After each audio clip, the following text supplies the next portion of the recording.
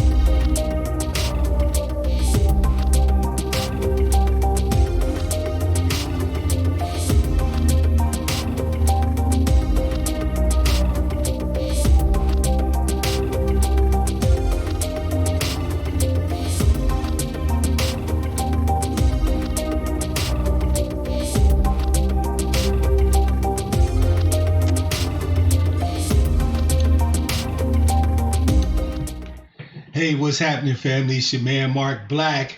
You know what time it is. Welcome to Sucka-Free Saturday. Peace, namaste, Shabbat shalom, shalom. Love to all of you. Thank you so much for taking the time to join with your brother today. We're going to have a really good topic for discussion today. So, first of all, again, just thanks for taking the time to come and hang out with a brother. You could be doing anything, anywhere with anybody today, but you're choosing to engage with your man, and I definitely appreciate it. I want to give a shout out to everybody for supporting my work. Big Poke Dog came right out the gate with the love. Also, I never really do this, but I want to shout out my people who show me love via Cash App. I'm not going to give you full government names because a lot of y'all's government name is here, but shout out to Ethan, Johnny, Malik, and Mr. Engage, Courtney, V, and so on. You folk always continuing to show me the love. I appreciate you, and I want to say thank you for that.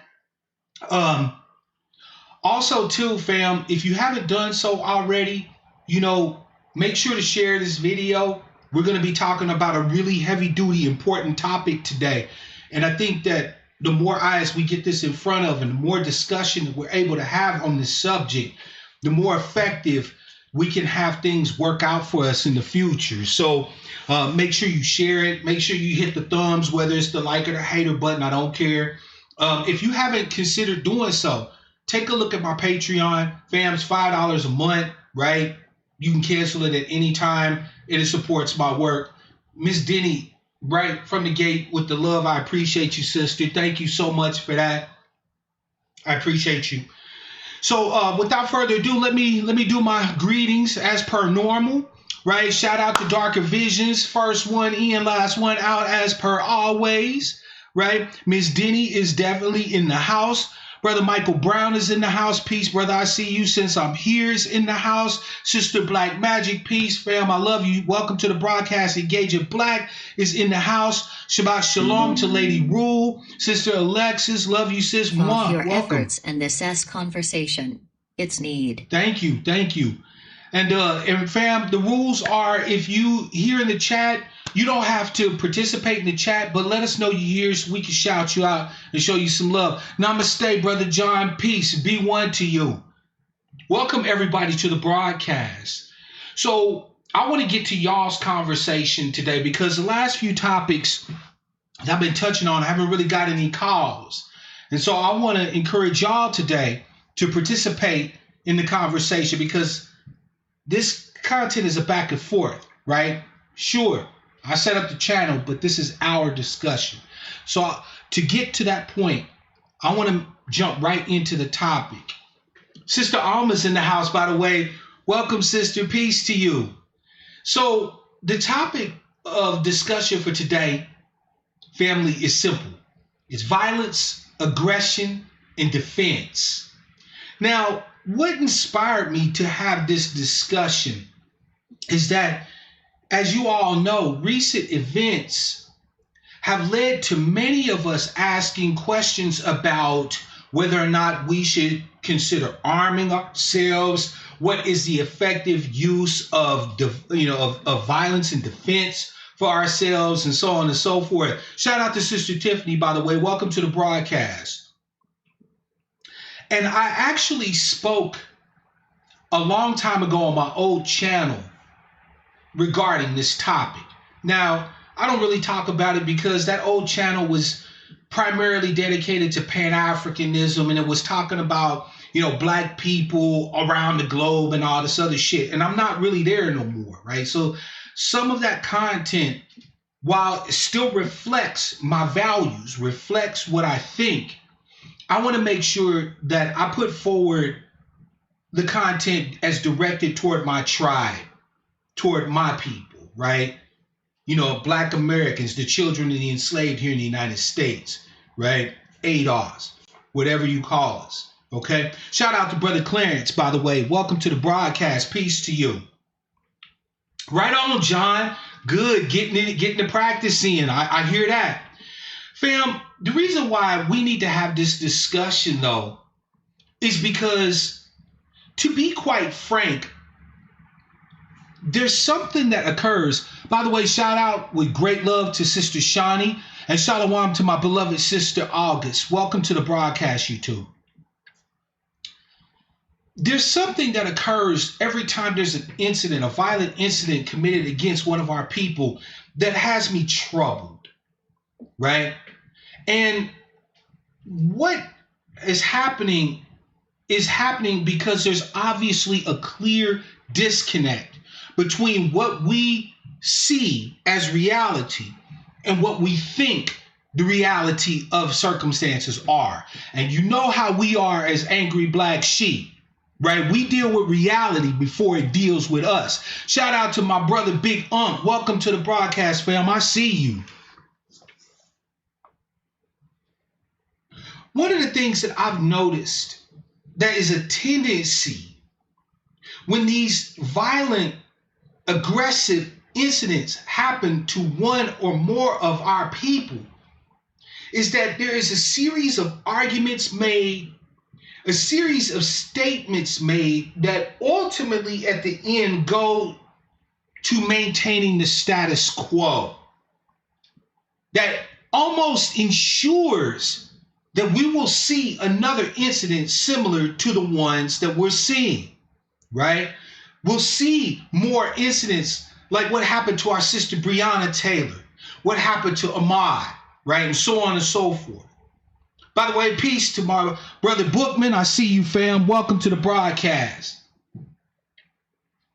So I think that we need to have a discussion about violence, aggression, and defense, because moving forward, fam, I don't think we have the luxury of not addressing the reality of our circumstances, and also without having a clear understanding of just what these things are, what our response to them should be, and so on and so forth. By the way, shout out to Chris V. I see you, Kakalaki, in the house.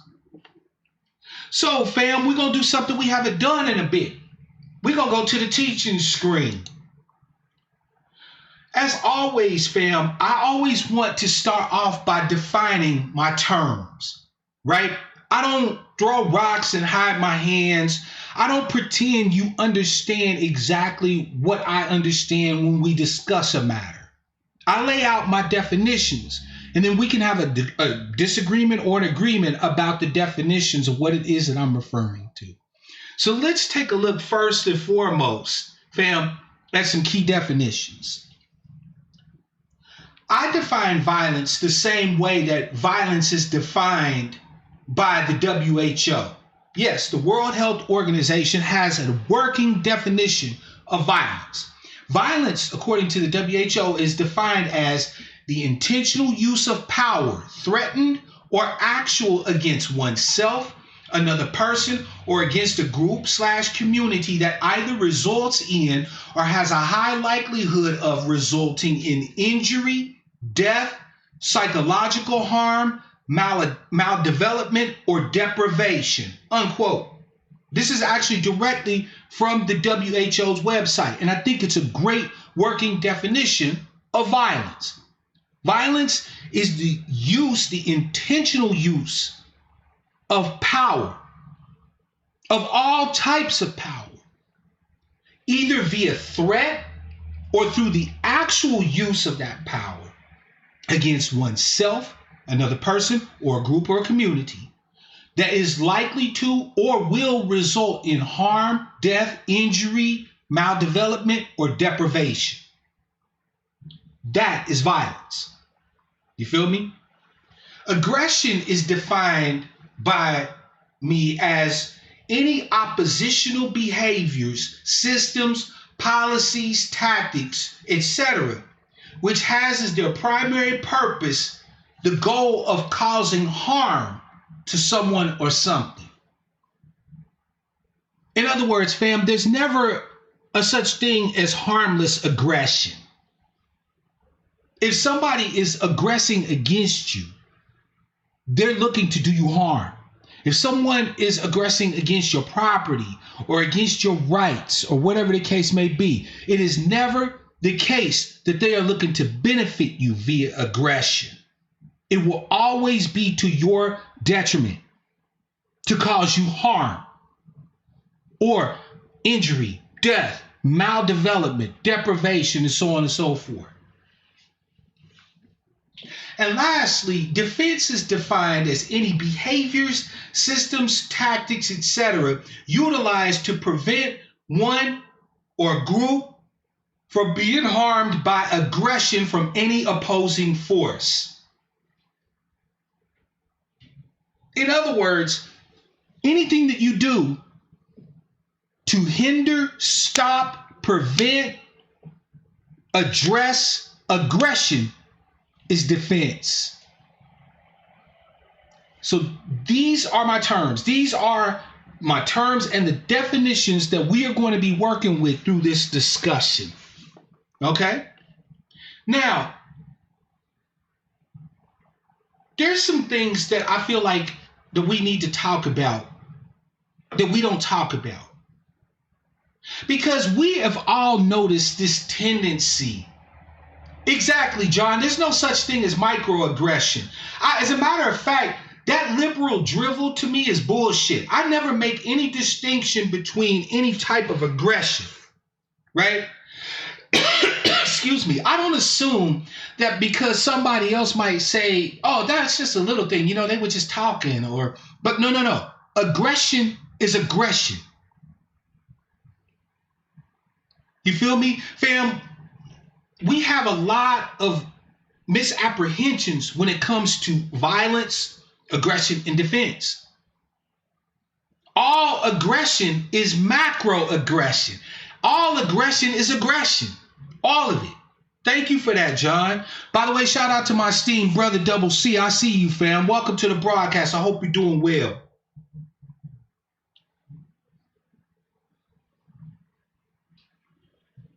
Now, whenever we are aggressed upon as a people,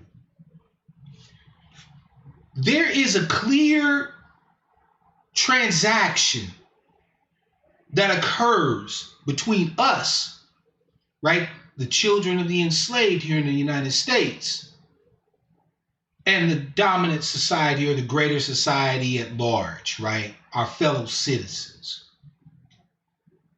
Here's how the transaction usually goes. They aggress against us, right? We get mad and respond, maybe protest, some cases riot. But anyway, we have our response, and then we fall back and wait for the next aggression.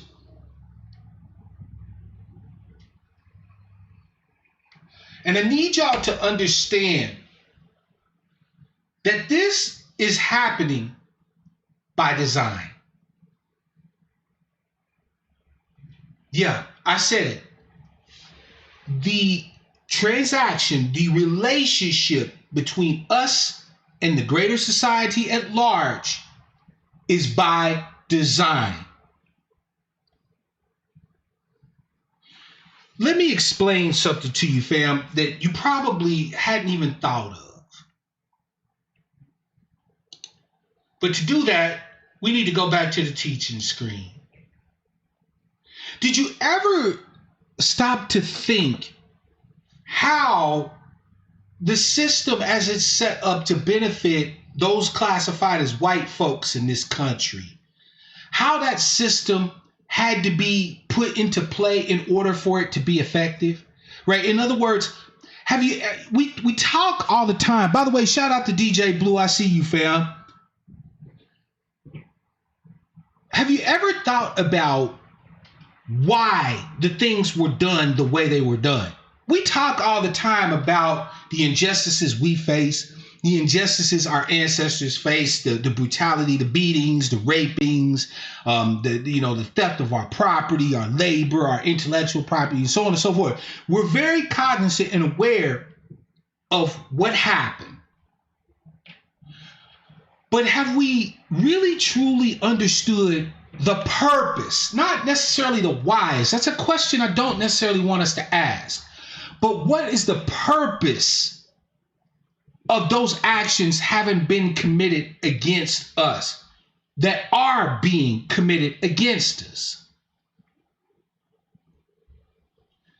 Fam, the reason why these things occur, and they're super effective at helping to maintain the status quo, is because our people unfortunately live in a state in America of learned helplessness. Let me run it down to you. Learned helplessness in psychology is a mental state in which an organism forced to bear aversive stimuli or stimuli that are painful or otherwise unpleasant becomes unable or unwilling to avoid subsequent encounters with those stimuli, even if they are escapable, presumably because it has learned that it cannot control the situation. Now, how does this tie into violence and aggression? Well, think about this, fam. When violence is committed against us, we lose control of the situation, right? Unless we're able to stop aggressive acts in their tracks, we're usually affected by aggression, right? We get a black eye, or we get a cut, we get knocked the fuck out, we get shot, etc., right? And that represents a clear loss of bodily autonomy and control.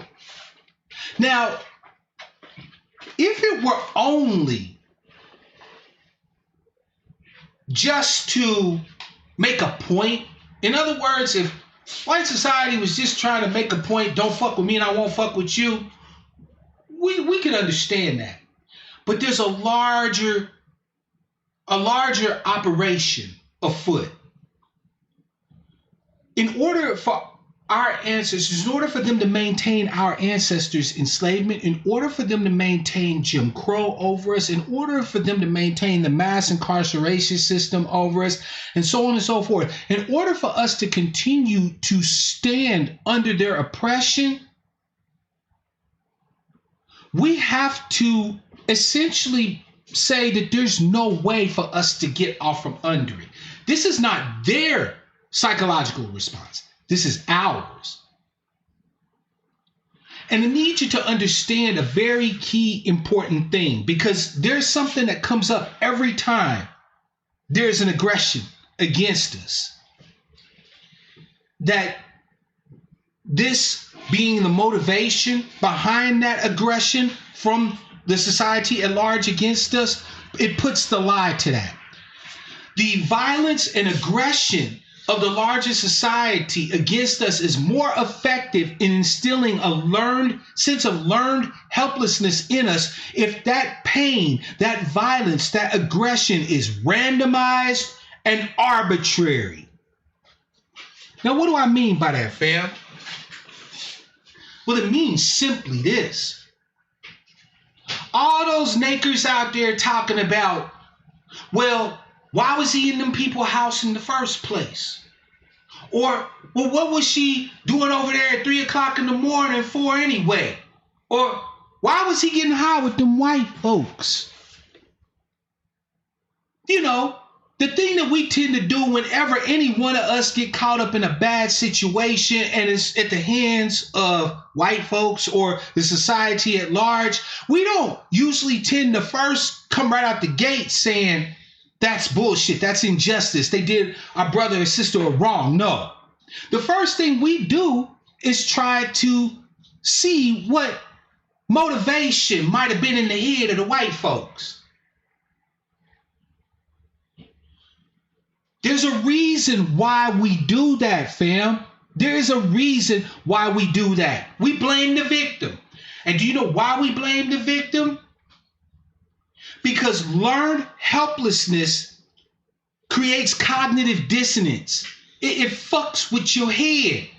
Because you can see reality just like anybody else can see reality. But then you're telling yourself a different narrative in your head, in your psyche. And that tension has to resolve somehow. So it can't be that a mother had her baby was standing too close to the fence and fell in the gorilla encagement. And they had to shoot the gorilla, and it was just a damn tragic accident. No. Well, why wasn't she watching her motherfucking kids? She's so lazy, she's so stupid, and she couldn't see her kid was falling off in the gorilla enclosure. See what I'm saying? Because we cannot let the situation be what it is. If we see it truly for what it is, which was active and open, naked aggression against us, it would require, no, it would demand a clear response. But we have learned over 400 years of brutality, theft, rapine, murder, lynchings, rape, that when this violence comes, the only thing we can do is point the finger at each other. This is how you get black people throwing other black people under the bus when they get accused of crimes by the greater society. Y'all remember the situation with the Chicago 4? Those 4 young black folk in Chicago that was, having a little party with the white dude, and they cut his hair and, played smacky face with him and shit. And they said it was torture and all of that. You know who was calling that shit torture? I'll give you a hint. I'll give you 2 guesses. One of them wasn't white folks. It was us. More black people threw those 4 young folk under the bus than any white folk ever did. We tried them, found them guilty before the ink on their arrest documents had even dried. And we made sure to put that out there loudly for every white person to see. Wagging our finger talking about, see, it's niggas like you.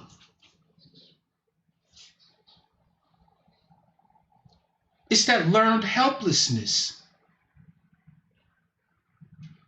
Because you see, family, respectability will never, ever, ever play a role in this factor. Let me explain it to you. If we understand that learned helplessness becomes a mental state in us when we start to see these painful encounters, these traumas, these violent and aggressive situations, when we start to see them as things that just happen, that we can't avoid, that is unavoidable, even when they are avoidable, then what happens is, fam, is that we basically mentally give carte blanche to the society at large to commit acts of aggression against us. They know that we will never, ever actually truly defend ourselves against their aggression. And learned helplessness becomes much more effective in the minds of the victims the more that the violence and the aggression is arbitrary and random. What this means is essentially this, fam, is that even if we all spoke the Queen's English, wore after six clothing, right, had no criminal activity going on whatsoever in our communities, right, cleaned up our neighborhoods, were the first ones in the door when the business opened to work and the last ones out. We were completely and absolutely angelic, better than any other ethnic demo in this country. In order for the greater society at large to continue to maintain its dominance over us, they would still have to hurt us. They would still have to commit acts of violence and aggression against us. It would not matter how well we spoke, how calm we were, how nice we were, how docile we were, how unassuming and prepossessing we were, wouldn't matter. In order to maintain this state of learned helplessness in us, they would every so often, randomly, arbitrarily do us harm. They would pick a nigga at random and boom. Because it's not a threat if they never carry it out, fam. It's not scary to us if it never happens to us. If they've just spent 400 years just talking at us, we wouldn't give a shit about white folk. We wouldn't be afraid of them at all. But in our heart of hearts, we know that every so often, they're going to snatch one of us. Every black person in this country has that fucking fear that, oh man, it's today my day I meet Zimmerman. You don't talk about it. We don't never talk about it. We don't ever talk about the fact of how fucking scared we are of the greater society at large, aka white folks and their pets. We don't never talk about it.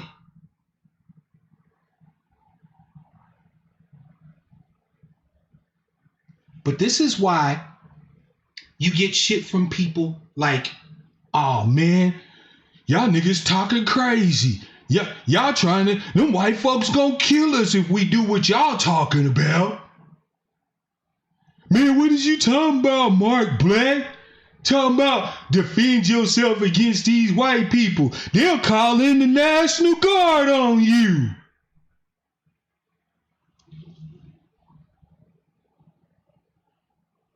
Tell the truth and shame the devil, fam. We scared of these motherfuckers. And fam, no offense, but we got reason to be. You don't do dirt to somebody for 400 years and don't think that they ain't gonna have some fucking fear of you. That was the whole point. Y'all remember that scene in Django? When Django and King went to that plantation looking for the Brittle Brothers or whatever, and they found them getting ready to whoop that sister who broke some eggs. And that fat motherfucker was standing there quoting Bible verses, talking about the fear of thee and the, this and that of thee will be upon them and this, that, and the third. And he's cracking the whip. That was the whole point, fam. That was the whole point. Behind all the brutality, behind all of the rape, behind all of the beatings, all of the castrations and mutilations, that was the point. That was the purpose. So that the fear of them would be on us. Always. So much so, in fact, fam, that even if they stopped actively doing us any aggressions, which they won't, Because again, they understand that in order to maintain this state of learned helplessness in us from generation to generation to generation, they can't just be all talk. Every so often, no matter how good we are, no matter how hard we work, no matter what neighborhood we live in, no matter what laws we obey, no matter what rules we abide by, no matter what gods we worship, no matter what church we attend, no matter where we bank, every so often, they have to hurt us. They understand this, and we do not.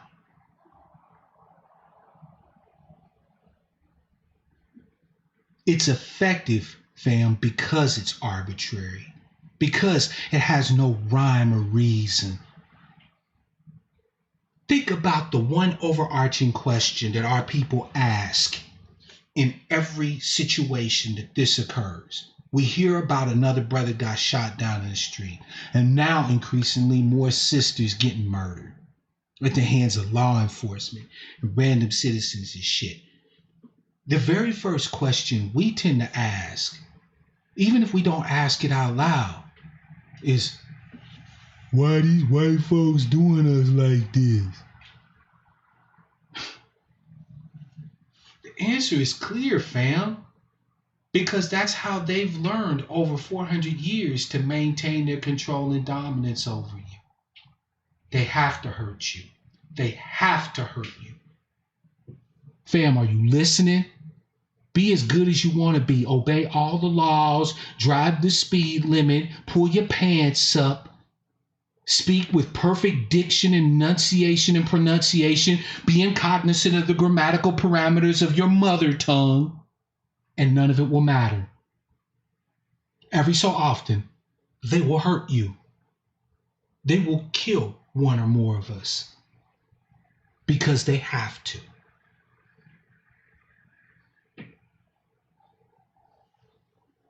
They have to. All these people on this respectability bullshit who talk about, man, if you go and attack them white folks, they just gonna come back and kill up 10,000 of us. As if there is anything just or righteous about collective reprisal for individual actions. We're so inured to their fucking aggression against us. We have so much learned helplessness regarding their violence and aggression that we consider it completely normalized for us to conceive that they can come and attack multitudes of us for the actions of one.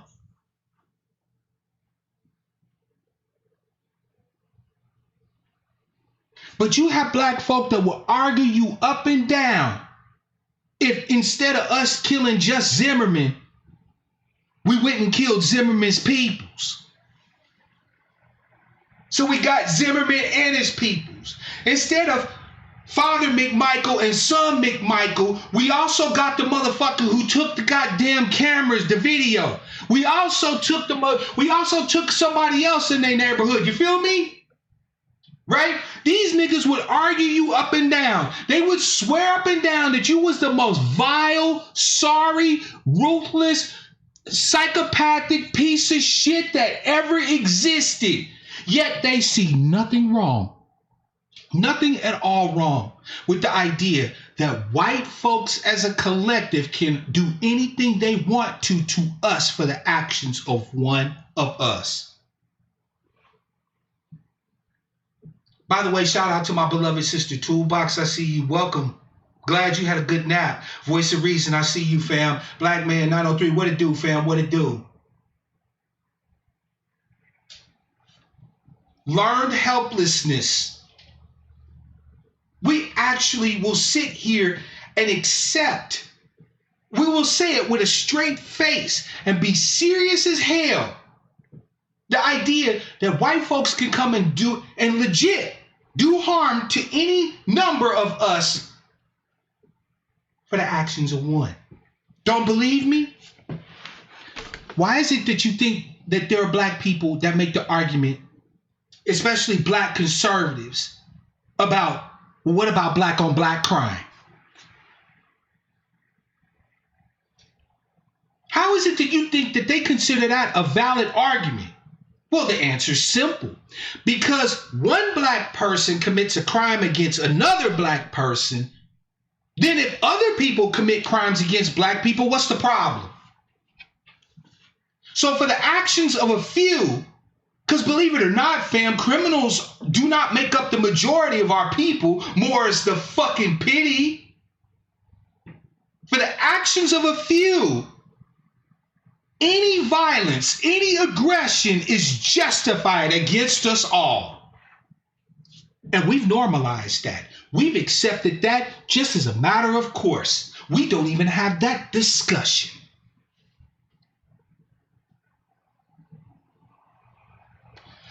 Sister Shawnee said, it's the choice that has to be made, tried by 12 or carried by 6. I couldn't have said it better. I couldn't have said it better. We're going to get into it, fam. We're going to talk about it. We are going to talk about it today. So, fam, can we agree as the herd to put respectability bullshit to the side? Discard it. You cannot ever be respectable enough to stop violence against you as a child of the enslaved here in the United States or any one of your tribes people. There is never a level of respectability that any of us can reach that makes that unacceptable to the society at large. It don't matter what degrees you got. It don't matter how you dress. It don't matter what you speak like, what you think like. It don't matter who you fucking. You got you a white girl or white dude. It don't matter. You will never, we family will never be respectable enough for them to eliminate violence and aggression against us. Period. Point blank, the goddamn end. Period.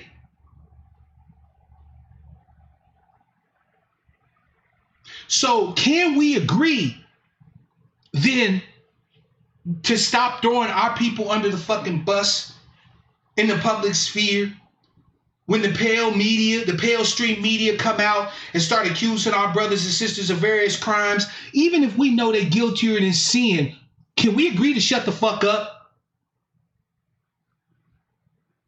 Because remember, fam, it's not as if the dominant society, greater society at large, white society ever needs nor requires our permission to put hands on one of us and lock us the fuck up or put us in jail or give us a death penalty. They never need our permission. They never need our assistance with that.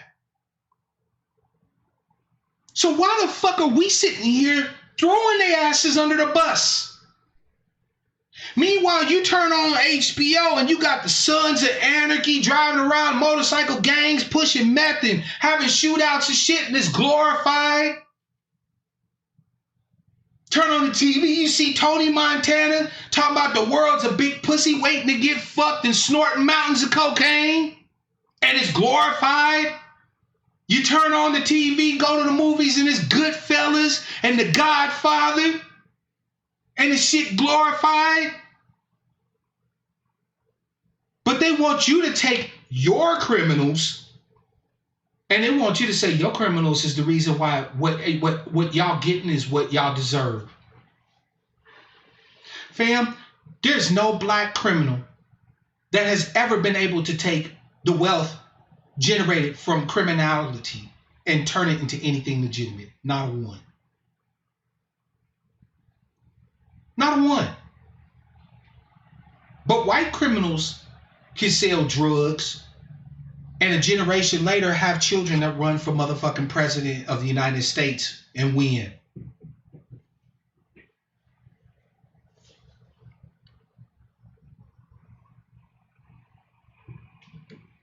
Frank Lucas can sell heroin, become a drug kingpin, and have all his shit taken, including his freedom. Joseph Kennedy could sell alcohol and a generation later have a son that becomes the president of the United States of America, John F. Kennedy. John Fitzgerald Kennedy had another son that ran for president, Robert Fitzgerald Kennedy. Y'all ever think about that? No. Because learned helplessness means you can't think like that. Learned helplessness leads you to think that I got to figure out some way to be able to control this randomized, arbitrary ass aggression and violence that's happening to me and my people. So you never get around to understanding the fact that everybody else is getting over. They can have criminals, anti-heroes, devils, and they glorify them. One of the most popular shows on TV is a show about the devil, Lucifer, who, by the way, is a white man. One of them English, British-speaking white motherfuckers. And they treat him as a figure of, he's a protagonist, the favorable character of the show. White folk love a good redemption arc as long as the person being redeemed look like one of them.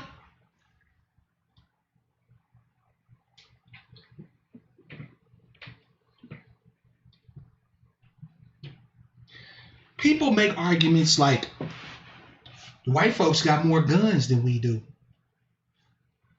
Let me tell you something, fam. Guns don't make people invincible. Never has. Never will.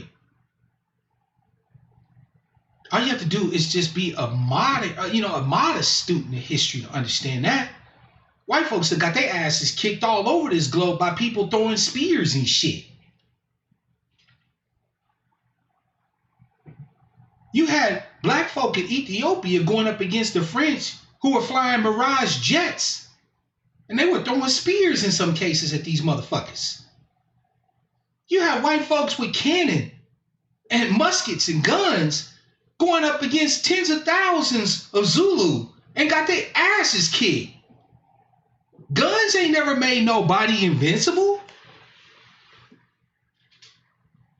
Fam, by the way, take it from somebody who knows. I'm a military veteran.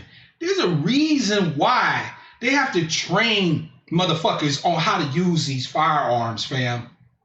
There's a reason why. Because study shows that even after you've trained soldiers on their respective weapons, their service weapons, only 23% of them will hit their target when they're actually shooting at a person.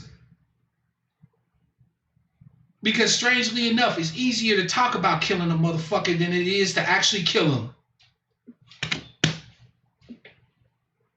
So they got y'all buffaloed. They got y'all buffaloed thinking that there's 200 million plus white folk out here, all of them deadly shots, armed to the teeth, and ready to come at your neck if you even think to breathe out of line, which is complete bullshit. You might have a few 100,000 white folk out here who are actually willing to pick up a gun, right? And the rest of them are hoping that we never get enough courage to actually say, you know what, fuck you, the war is on our side too. Because that's another thing that always comes up. Man, Brother Black, you talking about starting a race war. How the fuck am I talking about starting a race war, fam, when we've been in a race war since 1619? No, I'm just actually talking about us prosecuting it a bit. We already have been in a race war. We have been in a race war. How is it in 2020, any black person that supposedly has a brain can even dispute the fact that we exist in a race war? That every day in America is basically a cold race war that sometimes goes hot. Pop a one in the chat, fam, if you think that we live in a cold race war. Pop a one in the chat. We live in a cold race war that every so often, because they need to maintain that learned helplessness behavior in us, goes high.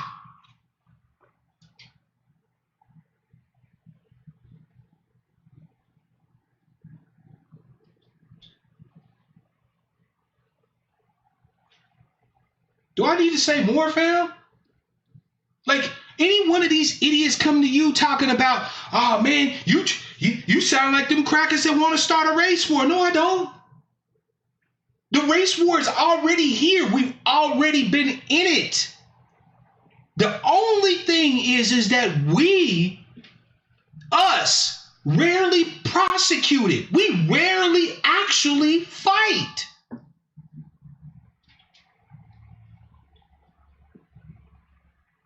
You know, words have value, fam. They have meaning. All these mass brutalities, these mass attacks on our people, they call them race riots. What they were racial massacres for the most part. And those have been going on, fam. When Nat Turner revolted in 1831, the entire South went on lockdown for years. Because Nat Turner et alia had the temerity to kill about 70 white folks, to kill about 70 buckra. They put hundreds of thousands of slaves on lockdown.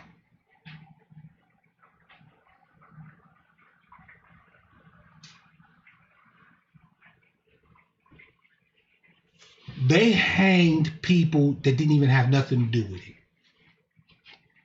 Why? We know why. Because how else are you going to get the point across? How else are you going to get them to accept the state, the mental state of learned helplessness? Think about it, fam. You know for a fact that when Philando got shot, there was a lot of you who were saying, see, we told you niggas who carry guns, that you carrying guns and being legit, it don't matter, that them crackers will kill you anyway. Let's keep it a buck, fam. Our learned helplessness allows us to engage in a lot of motherfucking schadenfreude with each other. A lot of taking pleasure in the pain and discomfort of other black folk. Instead of saying, damn, they killed my brother and he was doing it right. Well then fuck, I don't even care if I do it right. I'm going to do it anyway and I'm going to make the motherfuckers kill me. No, see, because that would be the response of a people that actually was not afraid. That actually has not had instilled in their culture a learned helplessness surrounding the so-called greater society at large. When you stop actually being afraid of white folks, you'll say, I don't care if my brother's a felon. I want him to get a gun anyway. You'll say, I don't care what your status is. If you can get your hands on some steel, get it. Once you understand the role that learned helplessness has played in our engagements with society at large, you'll stop being concerned about motherfucking respectability. Nobody else care about the law in America. Why should you? Black people was the only motherfuckers. No, I take that back. We weren't the only ones. Because, see, other people have figured out what we do, too, and they ride along with us. They don't say it about them, though. They still keep it on us, right? So it was Latinos and Asians and Indians, you know, dot, not feather, and so on and so forth, who, when the people were marching up there in Michigan, in the state house with the guns and all of that, everybody was saying the same thing. Oh man, you know, if there had been black people, they would have killed all them niggas. We done this shit so fucked up for so long that everybody understand that we worry about them white folks. We never got to worry about no black people.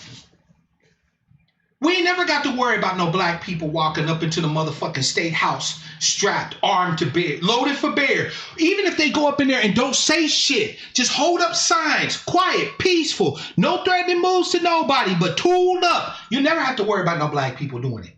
Everybody knows it, fam. Why do you think nobody fucking aligns with us?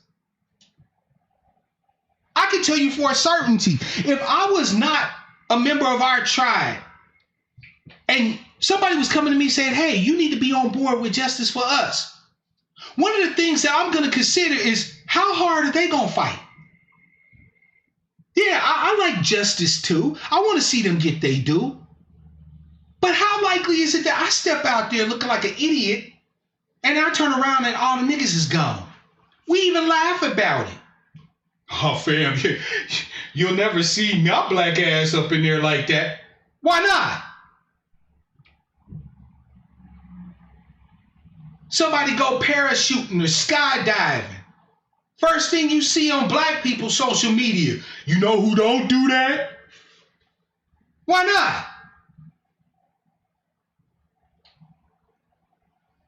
Motherfuckers jumping motorbikes off of ramps 20 feet in the sky, this, that, and the third, driving cars 200 miles an hour and shit.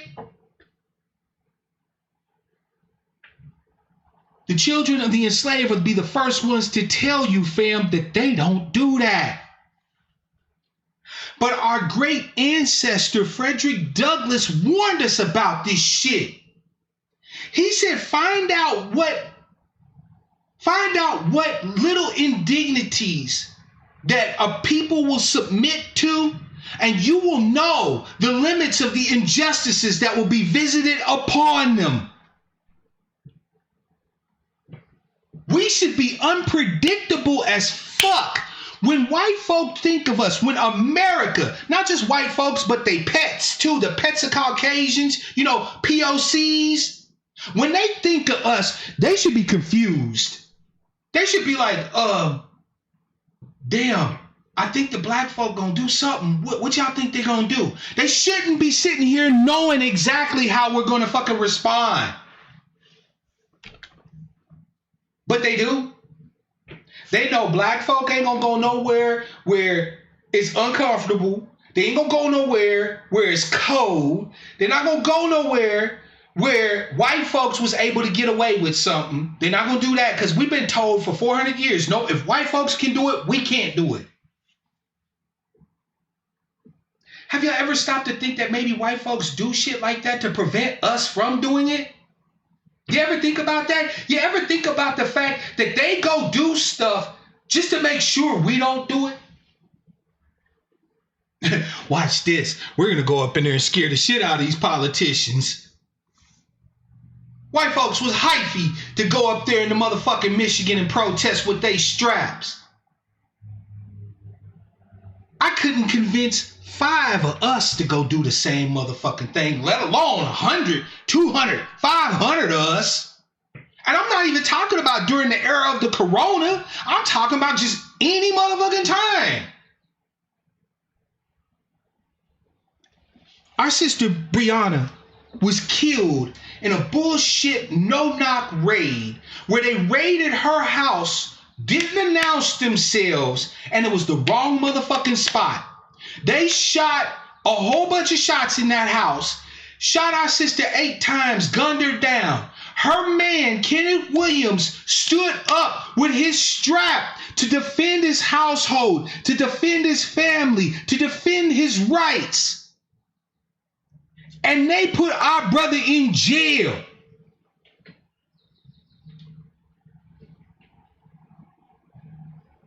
And if it were not for one judge that actually seemed like he got some sense, shout out to Judge Olu Stevens, our brother would be still sitting in jail right now. But Judge Stevens released him to home confinement. He shouldn't even be under any type of confinement whatsoever. Where are our brothers and sisters that believe in the steel, protecting our brother Kenneth? Because he's a witness to the shit. You think cops don't kill witnesses? What do you think happened to a lot of the brothers and sisters that were on the front lines of the protesters in Ferguson and shit? Like Darren Seals. Darren Seals dead, but don't nobody know nothing.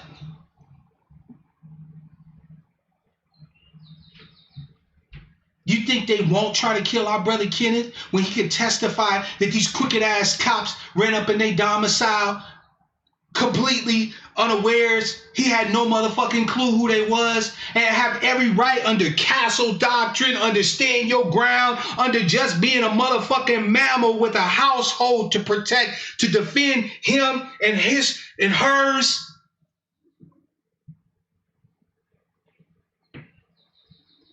If we want justice out of that situation, fam, we're going to have to take it.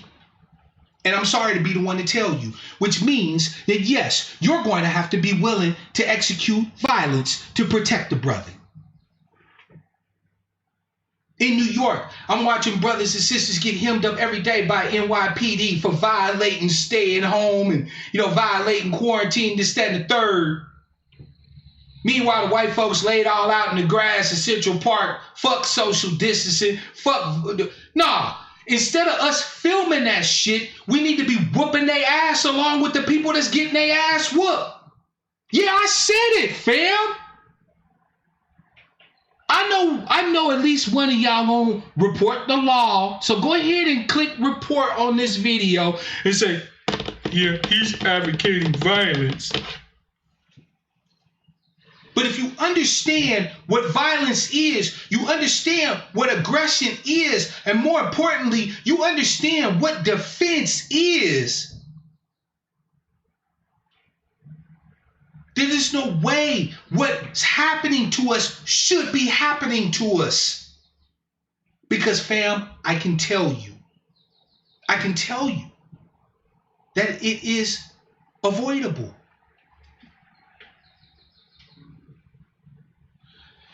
Remember when you were going to school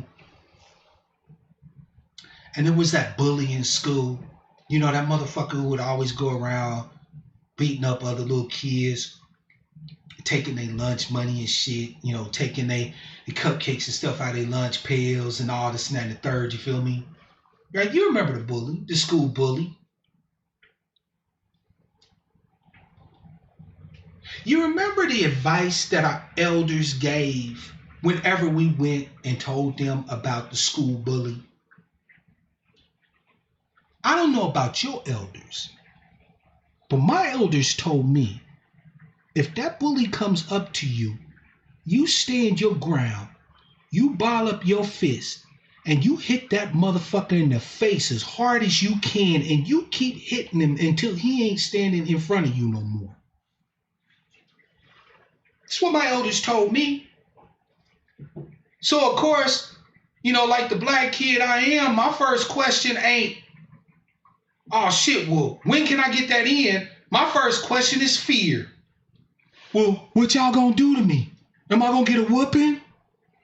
I had to actually ask my family were they gonna whoop me for me defending myself. They assured me, of course, though, that they wouldn't. So when the bully stepped to Mark Black, the bully had a bad motherfucking day.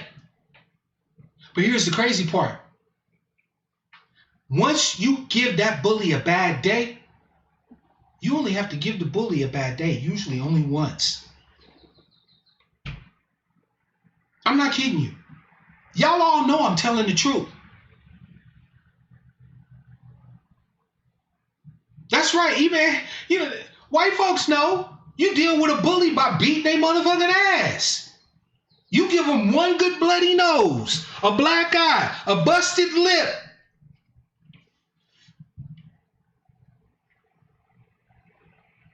And they'll stop fucking with you.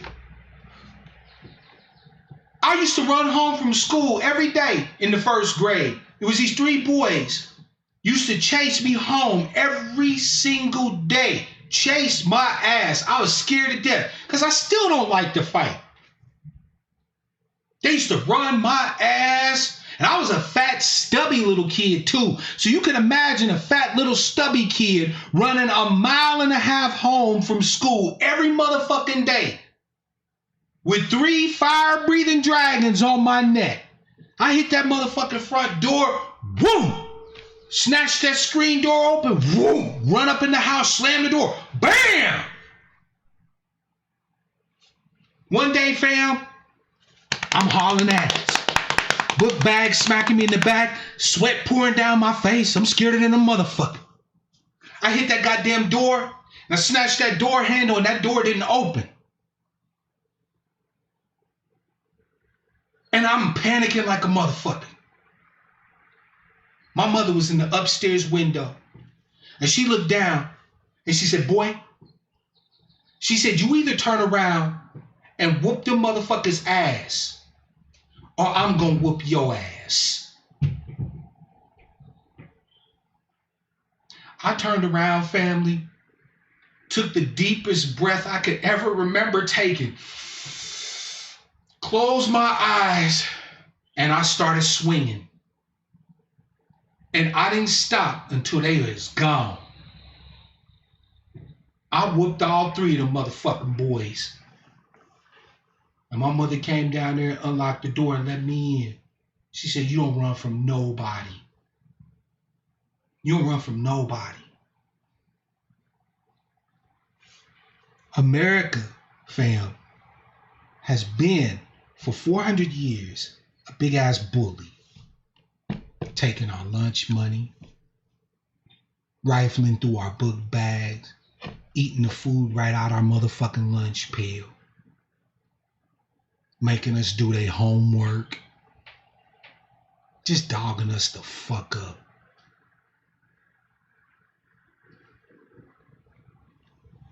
But if we, as a collective, turn around and start bloodying their noses, literally and figuratively, we start busting them in their motherfucking mouth. When they shoot at us, we shoot back. When they stab us, we stab back. When they steal from us, we take back. After a while, we will only have to do that once. It changes the complete dynamic.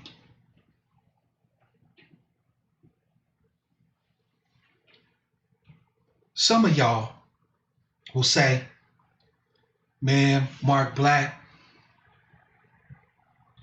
you ain't no better than them white folks that you decry. You just the same as them. You talking about being violent. You supposed to forgive, brother. You supposed to love your enemies. Let me tell you something. It just so happens, because I ain't the sharpest tack in the box, I'll be honest with you. I do all right.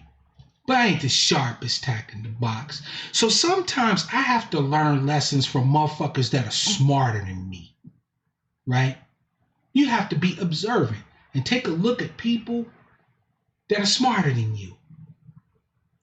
And there is a person, a group of people, as a matter of fact, that are smarter than some of these dumbass niggas out here who say that stupid shit. I want to introduce y'all, family, to the squirrel. A squirrel. Some of these Negroes ain't got sense God gave a squirrel. Because the only thing a squirrel usually threatens is some nuts. But mother squirrels have been known to attack animals 100 times their size when they have their babies with them. If a mother squirrel has her babies with her, she will literally jump up, squirrel, about yay big, without the tail, will literally jump up and attack a Rottweiler and fight it. And even if it means that she dies, she will be biting, hissing, kicking, scratching, screaming, the whole 9 yards, going all go, no quit. She don't sit there and have debates about whether she should love the Rottweiler. She don't sit there and have debates and say, well, damn, what did you do? What did you do to piss off the Rottweiler? See, I told y'all, just go over there and get the nuts and everything would be cool. Now look what you done. You got the Rottweiler on us. Squirrels don't have those debates. They see a threat to either them or their offspring, and they respond to it.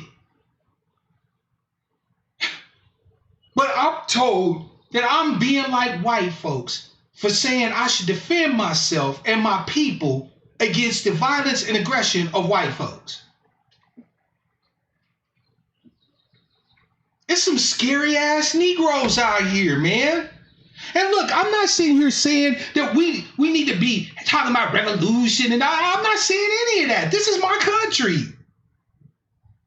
I'm not talking about overthrowing the United States government by saying that we need to make sure that if they kill one of us, we kill one of them. That if they stab one of us, we stab one of them. If they violate the body integrity of one of us, we violate theirs. I don't have to be talking about completely overthrowing the whole entire United States government just to tell my people that they have just as much of a right to stand up against violence and aggression as anybody else.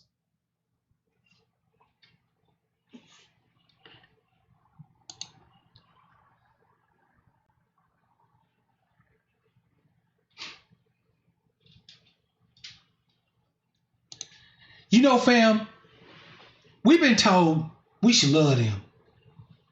We should love them. You know, love your enemies. Now, let's say, for the sake of argument, that that's true. That we should love them, right? I'll give my brothers and sisters, I'll give them that for the sake of argument, that it is, in all things being equal, it's better to be loving to people than it is to not be, okay? So even your enemies, you should love them. Let me give you an example of what love is supposed to look like. You got a dog, fam, and you love this dog. You've raised this dog ever since it was a puppy. You feel me? You've raised this dog ever since it was a puppy. Now this dog full grown, big as fuck, beautiful dog. But when you take your dog out to go potty, to go do his thing, every time you take this dog out, it's attacking people. It's jumping up on them, knocking them down, knocking kids over, biting at old folks. Always just attacking motherfuckers. Right? Because you love that dog, fam, there's a lot of shit that you're going to do. You're going to start trying to think, how can you help this dog to not be so damn aggressive? Right, so you might start doing some treat training, okay? You might say, hey, I just need to train them to understand that that's not appropriate. So you start doing treats, get your clicker, you know. So you start doing some extra training with them. You take some time with them. Some of you might, just to be protective, be proactive, get that motherfucker a muzzle. Okay, so even if it does jump up at somebody or whatever, at least it ain't gonna bite them. Okay? But now, if after doing the training with them and muzzling them and doing all the shit that you do to try to get this dog to not jump up and be biting at people and be aggressive towards people, if this dog continues to be aggressive towards people, it continues to hurt and bite people, jump up, scratch them, knocking kids down and shit, eventually you're going to come to a point where you have to make a hard-ass choice. You're either going to have to get rid of this dog or you're going to have to put it down. Now, if you put this dog down, will you love that dog any less? Right? Like if you take a newspaper to it or do whatever it is you do to it to try to get its behavior under control, does that mean you don't love it? Of course not. But what it does mean is that love isn't allowance. What it means, fam, is that at some point when harm is being done, you have to ask yourself, okay, I love this dog, but what the fuck does love got to do with it? I gotta handle this business. I gotta make sure this dog is not aggressing against people, because I'm gonna end up having to either put the dog down or I'm gonna end up getting a lawsuit. This dog gonna fuck my world around. And if I can't get this dog behavior under control, then damn it, I'm gonna have to do what I got to do. I love this dog. It done slept in the bed with me, ate treats with me, watched movies with me. This is like my child. I love this motherfucker. But my love cannot allow me to let this motherfucker do whatever the hell it does. So fam, all of you out there who are the moralists among us, who say not all white folks, who say we need to forgive 7 times, 70 times 7, all of you who say that out there, at what point are you going to understand that love might mean smacking these motherfucking white folks with a newspaper?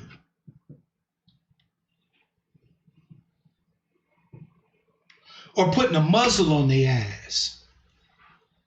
Or in extreme cases of bad behavior where the aggression is just simply out of control, putting their asses down?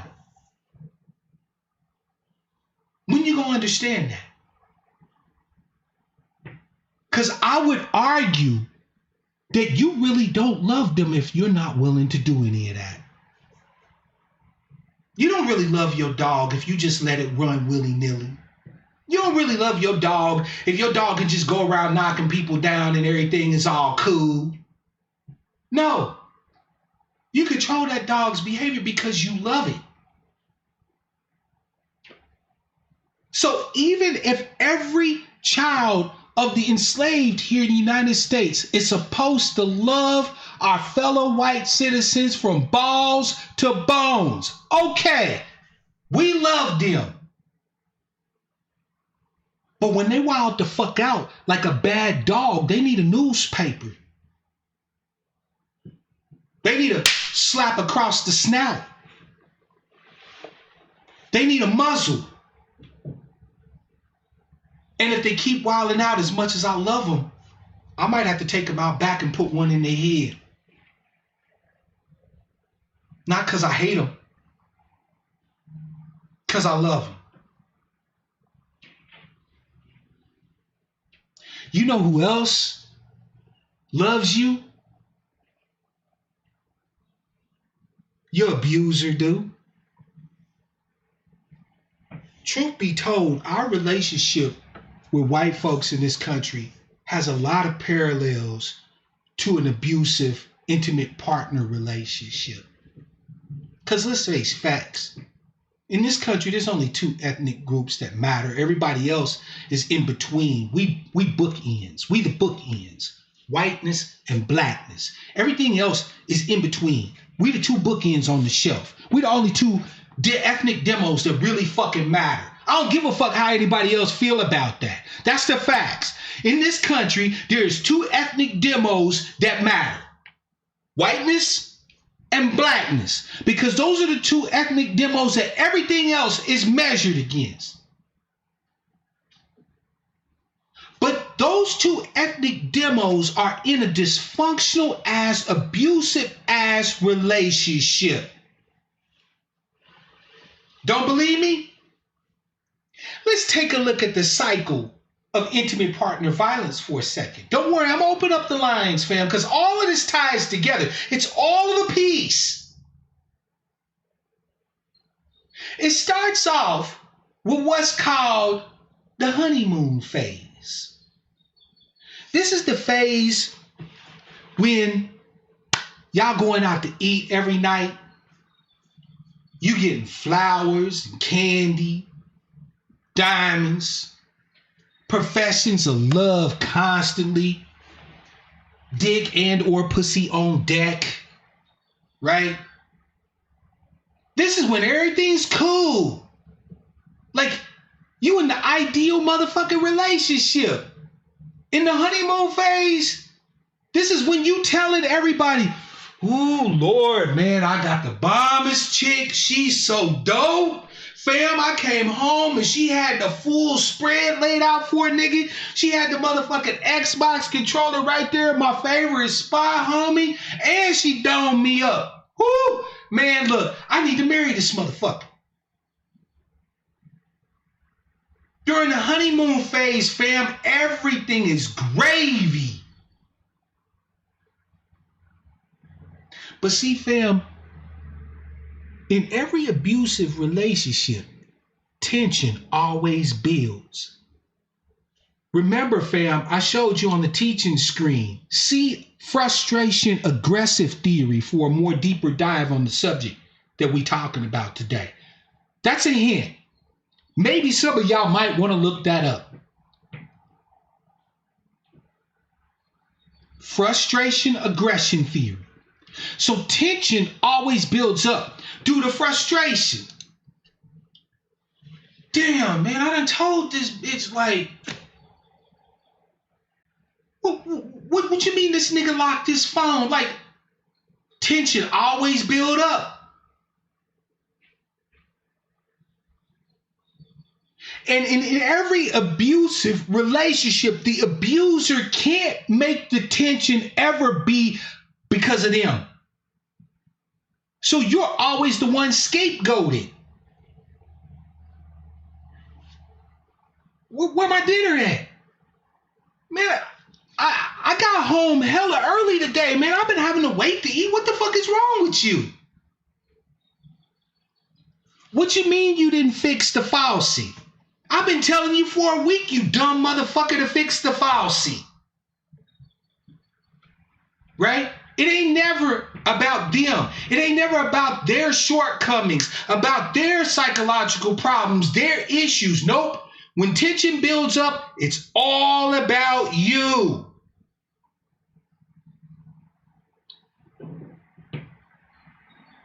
And it builds, and it builds, and it builds. Now, in a healthy relationship, y'all would talk that shit out. Y'all have a discussion. Y'all have some agreements. You'd be like, you know what? You're right. I don't think it's cool to expect you to cook dinner every night. So check this out. Like, can we agree that you cook me like 3 dinners and then on the weekends I hook it up? Right? That's a healthy relationship. When there's tension, you understand that there's tension. You understand that you have a role you play in it. They have a role they play in it. And you look to resolve the tension together, mutually. But in an abusive, dysfunctional relationship, it's never, ever the abuser's fault. Ever. Then we get to the explosive phase, the explosion. This is when the tension finally builds to a point where you're then abused. In some cases, you get punched in the motherfucking face. You might get stabbed. You might have a bowl of hot grits thrown on you. You might get your motherfucking tires slashed, or the rag top on your car cut, or your clothes cut up and thrown out the motherfucking window. You might get told that you the stupidest motherfucker on the planet Earth. Nobody will want you. You ain't about shit. You worthless. Because abuse isn't just physical, fam. It's mental, emotional. But inevitably, the tension builds up to an explosion, at which point you suffer.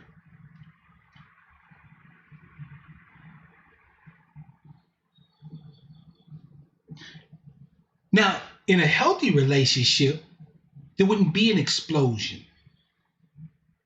Because every step of the way, there would have been agreements, discussions, reciprocity, an understanding of the needs of the other person. It would have been mutual. But what happens, fam, after the explosion, if you survive? Well, the cycle begins again. Oh, baby, I'm sorry, man. I was tripping. Like, shit was crazy at work, man. My boss flashed on me and everything, man. I just wish I had just came home and talked to you about it. You know what I'm saying? I was tripping, though. I'm sorry. I love you. We better than that. Oh, come on, baby. You know what? I don't even know why I was even worried about that bitch. Like, I know you don't love that bitch like you love me. Like, I was tripping. You know what? I'll replace your shit. Don't worry about it. I'm going to get it fixed for you, honey. It's going to be all right. Because the tension relieved.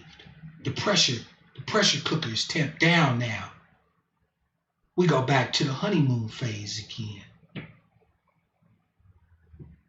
But it's all a fucking facade, fam.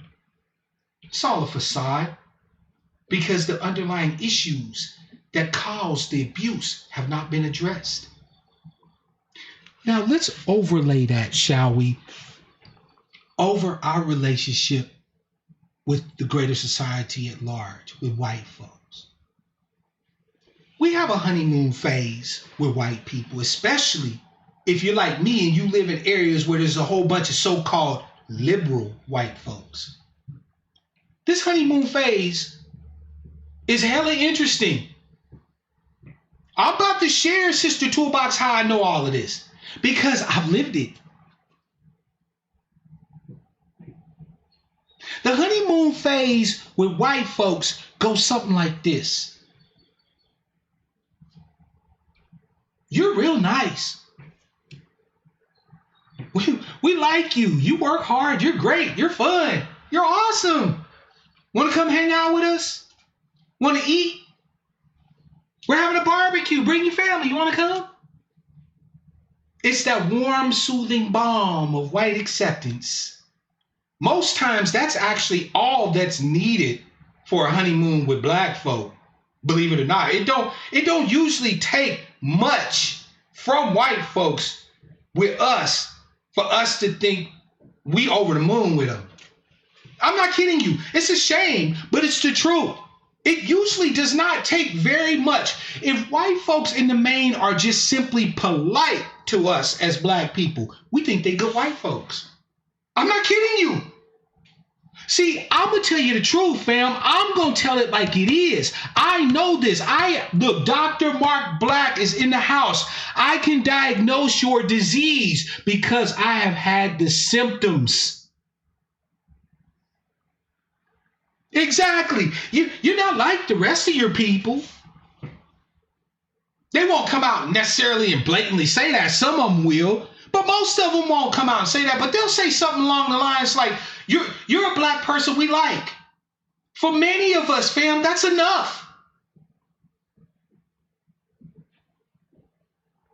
And they'll fuck us. They'll date us. They'll go out and have beer with us. They'll take us fishing. Right? They'll give us, their best fishing rod. This is the one my grandfather gave me. I bet you'll learn how to fish with this. Right? Our honeymoon with the white folks is amazing to most niggas. Because we all understand the reality, which is that at any given point, they're all rabid dogs who are likely to turn on us and tear our asses to shreds. But you can't really live like that constantly. At least that's what they tell us. They tell us we're not supposed to constantly live with that negativity. Man, you always negative, man. Why you always talking about white people? Why it ain't all white. Not all white people are like that. Right? So you look crazy to your people thinking that every interaction with white people actually has the potential for danger, even though the reality of the circumstance is that every interaction with them carries within it the seeds of your demise. That's the reality. I'm not saying you got to be scared of it, but I'm saying you got to understand that that's the truth. They set up a system to where all they have to do is play murder by numbers with your black ass. They don't even have to kill you themselves. They just press 911. But you think it's all gravy hanging out with them, being around? Listen, I'm not talking about hate white people. I don't. But I also don't pretend no more. I don't fool myself as to the reality of the circumstances when it comes to interacting with them.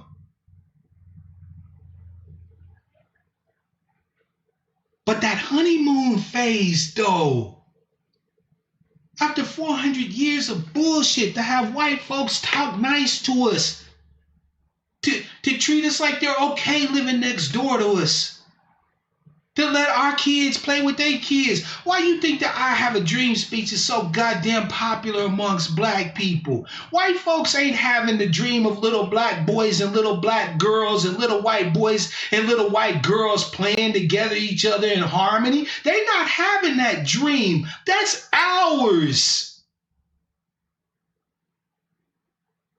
Why do you think that is so potent of a visual to us?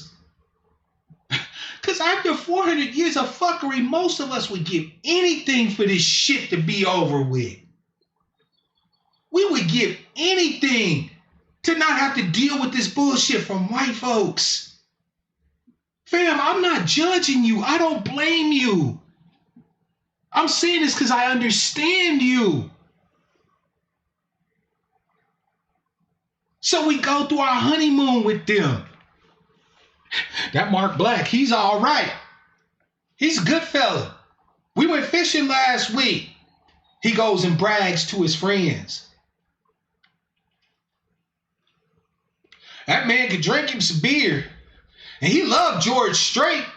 Shit, if he wasn't so goddamn dark, I'd think he was one of us. They'll never say that. I was fucking with y'all. They'll never say no shit like that. But yeah. They'll brag about the fact they got their one black friend, they one buddy, they one pal.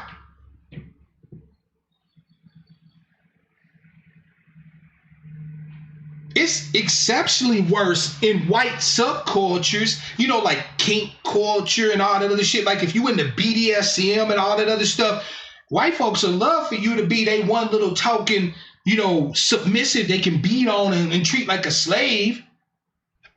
And the fact that you get off on it is just a bonus to them. But inevitably, fam, like in every other abusive relationship, the tension builds. For me, the tension built up in 2014 when our little brother Trayvon Martin was killed by George Zimmerman in Sanford, Florida. I told you, Dr. Black can diagnose you because I recognize the symptoms. At that time, fam, I had so many white friends that I'm ashamed to talk about it today. If I showed y'all my Facebook page, which I closed out, by the way, I closed that Facebook page. I'll explain why. But if I show y'all my Facebook page back from 2014, under my government name, most of the friends that I had on Facebook was white folks. Real talk. Real talk. I was dating a white girl. I didn't think nothing of it. Oh, sure, I understood racism and shit like that. I'm not dumb, right?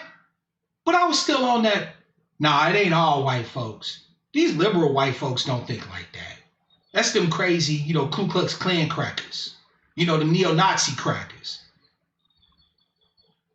So my heart shattered into 1,000 pieces at the murder of my brother Trayvon. And on my Facebook page, just like everybody else do when trauma occurs, they pour it out on their social media. So I pour out my pain on my social media platform, on my Facebook page. I mean, because these white folks is good white folks. They surely will understand the pain that I'm experiencing at the death of my little brother at the hands of this monstrous ass cracker. They will surely understand this. Over the next week, though, What I saw was posts justifying Zimmerman's actions, asking, well, what was Trayvon doing there? Fuck you mean, what was it? He was 17. Like, he was a motherfucking kid. Like, what do you mean, what was he doing there? Like, how does that even have any relevance? I'm sitting here with my so-called friends having to defend the character of a 17-year-old black boy who none of us knew. But I was the only one who felt any goddamn thing about the ending of his life. All those so-called white friends I had turned out to be fucking shit. They understood everything when it came to George Zimmerman, and he half white. He's part Jew and part Hispanic. Ain't that a bitch? He's not even 100% white. Like, that nigga off-white. But they understood Zimmerman, but they just couldn't fathom the pain that I was feeling at the death of Trayvon. I closed that motherfucking page down, and I ain't been befriending white folks at all since then. Lesson learned. You can't be respectable enough. I work hard with some of these people. I work with some of these people. They knew me. They've eaten in my house. I've been out with them. They knew who I was. They knew what it was. But see, the tension builds up because here I was telling them about the injustice of what happened to my brother. Now the situation's uncomfortable. See, we ain't in the honeymoon phase no more with these motherfuckers after that. When you start talking about historically what was done to our ancestors, when you start talking about slavery, debt, convict leasing and sharecropping and Jim Crow and mass incarceration and the drug war. When you start talking to these white motherfuckers about the shit you and your people actually face, y'all ain't buddies no more. The tensions start to build up. Then pretty soon all your so-called white friends is always asking you the same old question. Why does everything got to be about race, man?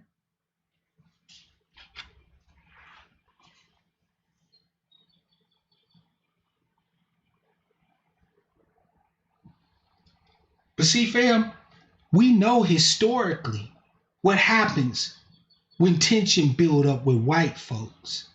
Eventually, they explode on us. Now, in your personal life, this is white folks calling you a nigga, saying ill shit about your people.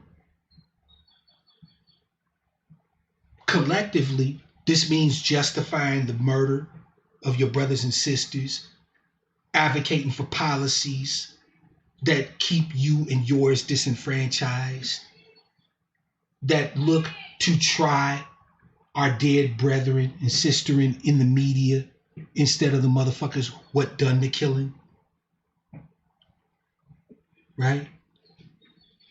Eventually we get to the explosion. And what happens after the explosion, fam? The cycle starts again. We go back to thinking that there's good white folk out here.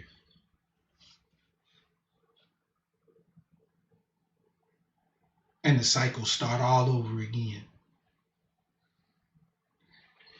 Unfortunately, fam, there is not an insubstantial number of victims of intimate partner violence who don't ultimately meet their demise at the hands of their intimate partner. In other words, fam, some of them do not exit these toxic, fucked up, bullshit ass abusive relationships except in a box.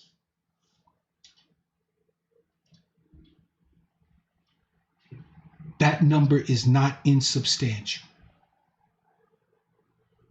But some of us who go through abuse, we wake the fuck up. We understand that at the end, this can't end well. And we choose something different. We choose to break the cycle.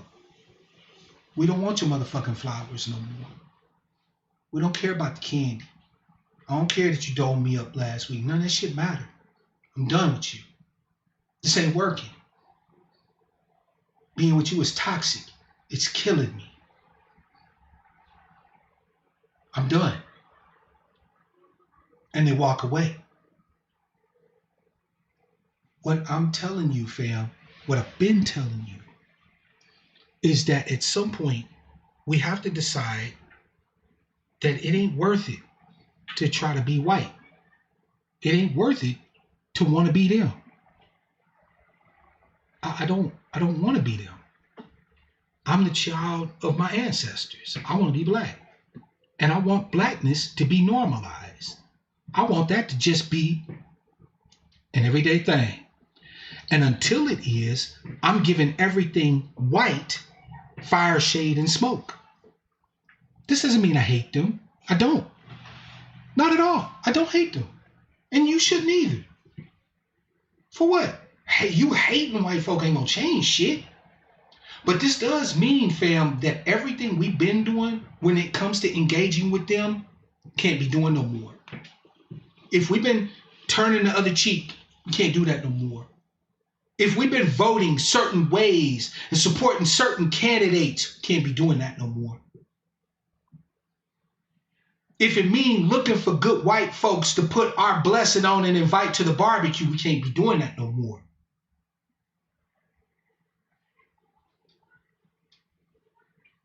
Because their violence and aggression won't change until we change it. They have no incentive to change it. Why do you think abusers never really fix their shit? What incentive do they have?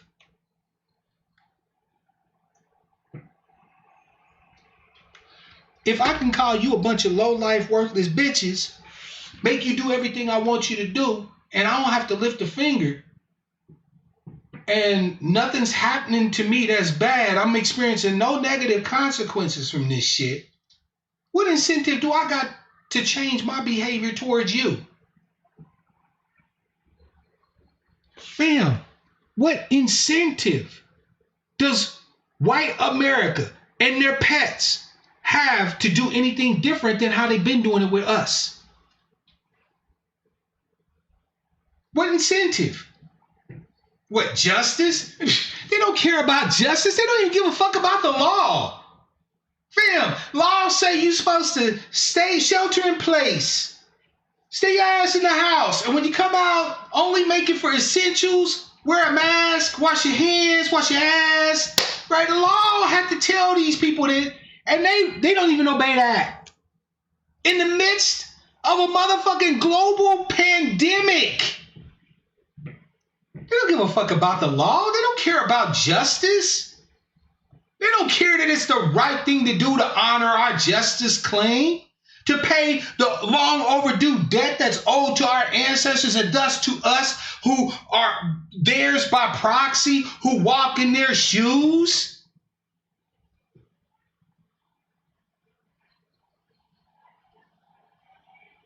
When violence is brought to us, violence needs to be brought back to them in defense. And yes, family, you need to mean to be violent, which I will remind you the definition.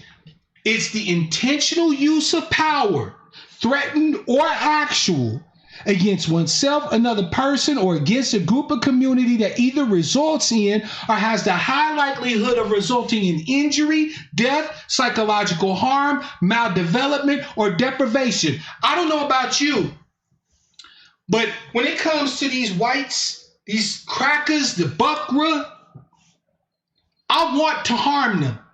I want to injure them. I don't have a problem with seeing them dead. I don't have a problem with their maldevelopment or their deprivation. You know why? Because they don't have a problem with any of that toward me. This ain't rocket science, fam. Every action should have an equal and opposing reaction. It's physics. It's the law of cause and effect. they aggress against us, we need to visit violence upon them with the intent of causing all of those things. Or we're doing it wrong. And if you're scary, I don't know what to tell you. If that learned helplessness is so deeply embedded in you that the idea of even raising your voice to whites or anybody that represents the greater society at large fills you with fear, I don't know what the fuck to tell you. We don't have the time for it anymore. We don't have the luxury anymore of mollycoddling anybody. And again, I'm not saying we need to overthrow the government and create our own black nation and this and that. I'm not talking about any of that. You have a right to live as a free citizen in your motherfucking country that your ancestors helped build. This shit is self-defense. I'm not advocating for worldwide domination over white folks. I'm asking you to have the sense that a mother squirrel got. They fuck with you, or even if you think they're about to fuck with you, fuck with them hard. The police roll up in your neighborhood harassing you and yours for violating the law when you know they're not doing that shit over on the white side of town. Them motherfuckers need to hurt. I'm sorry, they need to hurt. If you gotta beat their ass, beat their ass. If you gotta shoot at them, shoot at them. I don't give a fuck what you gotta do. But they need to get their nose bloodied. They need to understand that they don't get to just run up on us and do whatever and say whatever and be however. And we need to be doing it collectively. The lone wolf dies, but the pack survives. Why is it 10 people are still in 2020 recording one person getting their ass whooped by 3 cops?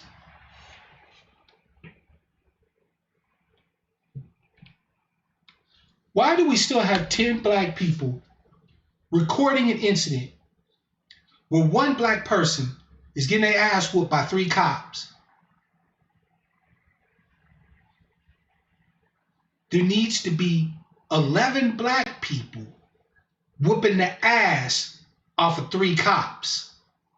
Not once, not twice, every single time. And when they do what they do, because they will try to make us of ill repute, right? They will say shit like, we can't even go and police their neighborhoods. They're just so crime ridden, we can't even police them. They, try to spin the narrative. Fam, we need to be on some image control. There were a series of individuals, Micah X. Johnson, Gavin Long, also known as Cosmo September, Christopher Dorner, who we are told that because of their horrible actions against agents of the state, cop killers, allegedly, because there were no trials in any of these cases. So until they've been proven in court to have murdered or killed a bunch of cops, I say allegedly. So these guys are allegedly cop killers. And we're told that because they killed cops, they're the lowest of the low. The worst of the worst. Why? Why should they be the worst of the worst to you? I'm sorry, but I ain't got it in my heart at all to decry any cop killer. You can take and make of that whatever the fuck you want to make of it. Many motherfucking police officers that killed my people? Shit. Shit. I wish I would say, oh man, he shouldn't have shot those cops. Please. It could be Billy Joe Bob, who's, his cousin's wife, with 3 teeth in his mouth, who just shot the shit out of the county sheriff, and I'm gonna back his motherfucking play. Sorry, but not sorry. Many cops done killed our people. How we ever fix our mouth to decry anybody who's even alleged to be a cop killer? I'm still trying to figure that one out. Shit, Micah and Cosmo come as close to about saints as anything I can think of amongst our people. Shit, I'm putting them brothers right up there with Nat, with Denmark Vesey. Kenneth Walker, that man's not a criminal. That man's a fucking hero.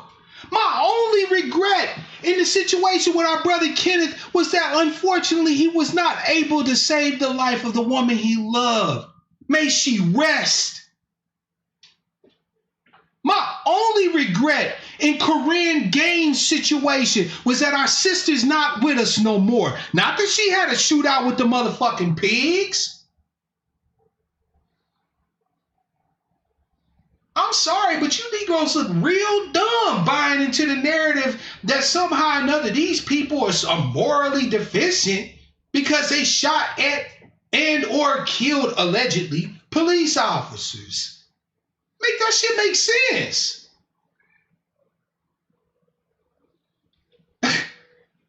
I put money on our brother's defense, and you should too. There's a GoFundMe going around to support Kenneth Walker. If Zimmerman can get hundreds of thousands of dollars to defend his sorry ass, Kenneth should be able to get 100,000 plus, at least.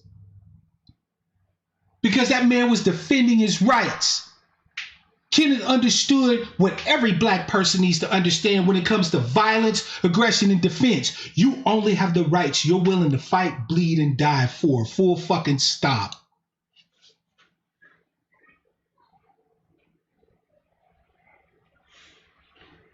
I'm sick of the moral cowardice that tell us that loving white folks means that we can't shoot back, that we can't stab back, that we can't fight back when they visit violence and aggression upon us. Nope. I'm sick of it.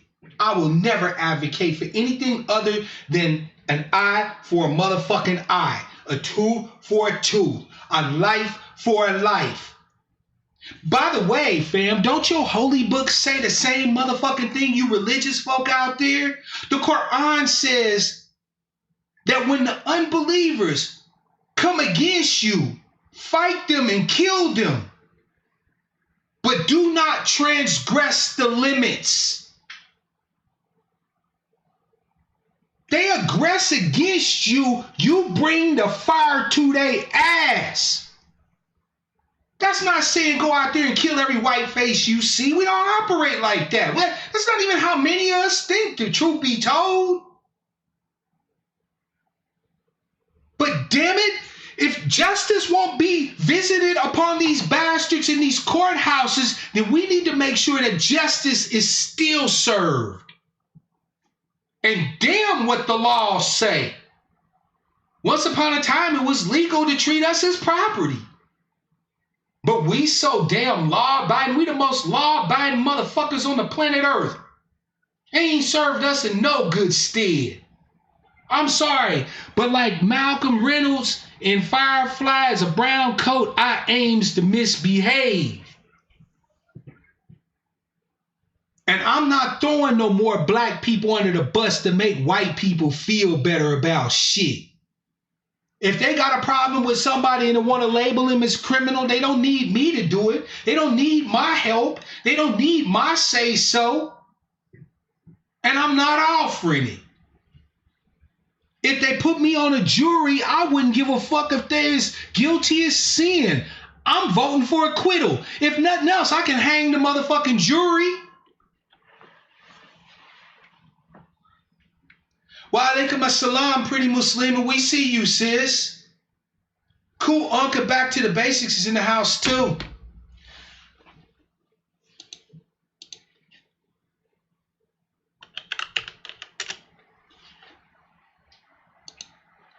(425-296-1980) is the number, fam. I done talked enough. I hopefully have made my point. You want justice, you're going to have to take it. You want to protect yourself against violence, you have to be willing to practice counter-violence. Our brother Neely Fuller has a concept that he discusses that's called VGQ, Victims Guaranteed Qualification. What this means essentially is this, fam, is that however any black person, us, the children of the enslaved, however any of us choose to deal with white supremacy, we're qualified to make that decision without question from anybody else. Calling from 315, it's your man Mark Black. What's your name? Where you calling from? What's on your mind? Turn me down in the background, by the way. We can so we don't get that feedback. Hello, can you hear me? Yeah, calling from 315. It's your man Mark Black. What's your name? Where you calling from? What's on your mind? This is Back to the Basics. Back to the basics. What's good, sis? I'm calling from Fort Campbell, Kentucky. Yes, ma'am. There's a lot on my mind. The floor is yours, sister. Have at it. Matter of fact, let me get a water because I want to hear what you got to say. Go ahead, sis. I was multitasking, but I was catching also your live too. That case here where I'm at in Kentucky of Breonna Taylor, that was really hard. Yeah. For me, I'm in Kentucky right now, and I'm also EMT. So, that woman was a hero, man. Damn. About it. I did a live about it. I think it was 2 days ago, and I broke down 2 articles. One was in the Washington Post, and another one was in the it was NBC News. So the articles, again, I just did a cross comparison, and what was so sad about it was, okay, I understand that they were doing a drug investigation, but the problem is the area was like over 10 miles away from her apartment. Yep. And they already had a suspect detained prior to even going to her apartment at midnight on March 13th. So I'm like, so it's already wrong. Then as I went further into the Washington Post article, it said that a judge had approved a no-knock search warrant. And, me personally, I said, that's some bullshit, because I have a criminal justice degree, and I ain't never heard of no-knock search warrant. If that ain't some bullshit, I don't know what it is. Now, sis, I've never heard that shit. There is a such thing. Okay. So you know what? I'm not gonna sit here and say that I'm a lawyer or anything. I'm a trained paralegal. I didn't know if you knew that, right? So I'm familiar somewhat with criminal systems and how they operate. So part of the drug war piece was to institute mechanisms that allowed for jurisdictions to fast track warrants that allowed them to kind of execute these kind of quick on the fly warrants against so-called dangerous felons, big drug pushers and things like that. And what the judge will authorize is that they don't have to necessarily announce themselves before entry, right? Because of the possibility of a dangerous felon fleeing and causing danger to, the people around and so on and so forth. So a no-knock warrant is a thing. However, they're vastly overused. And there's been multiple instances where they have consistently gone and executed these warrants on the wrong residents, the wrong people. There was an incident where a little 7-year-old girl got killed when the cops threw in a flashbang grenade and it blew up. She was asleep on the couch. You remember that incident? Lord have mercy. Yeah, and it killed the poor baby on the couch, right? So, this shit happens a little too goddamn much, right? And now here's the thing. Here's the thing, too, right? Anybody with an understanding of general common law in America understands that in most jurisdictions, your home is considered your sacred place, meaning you have a right to defend your domicile. So here you are in your domicile, chilling, eating ice cream, watching a TV show. All of a sudden, your front door comes flying open. Boom! And people come running in that you don't see not one uniform on. They have not announced themselves, and they're armed. And you're armed. What do you think is going to happen when that occurs? I'm shooting. Exactly. I'm bussing, and I'm bussing quickly. You feel me? Right. So the very fact that they want to try to charge this man with attempted murder, when first of all, he had no clue whatsoever that who these people was. They did not identify themselves. They had no uniforms on, so he had no clue who they were. Plus, he was inside his domicile at the time of the engagement. It's just stupid. It's just absolutely fucking stupid, right? If they're not going to hold these pigs responsible for the death, for the murder of Breonna, then there's no way in hell they should hold Kenneth responsible for the attempted murder of this pig. And the fact that they're trying to do so says everything we need to know. Also, as I went through the article, there was a conflict. So in one part of the Washington Post article, the police said, hey, you know, they knocked several times and identified themselves. I'm like, yeah, but you also say in the article that the judge had already approved on a no-knock search warrant. So again, that right there was already a discrepancy. Also, the article in NBC News said that they were in plain clothes, while the article in the Washington Post did not. So again, you know how the messery is of the media. So as you went down, finally they got to the statement of the mother. So the mother, like as all this was going down, Kenneth had, of course, fired back, but he also called 911 and called her, and he's like, oh, I think they shot Breonna. So she gets up, goes down there. The police gave her little information. They already tried to cover up by saying, oh, well, do you have any enemies?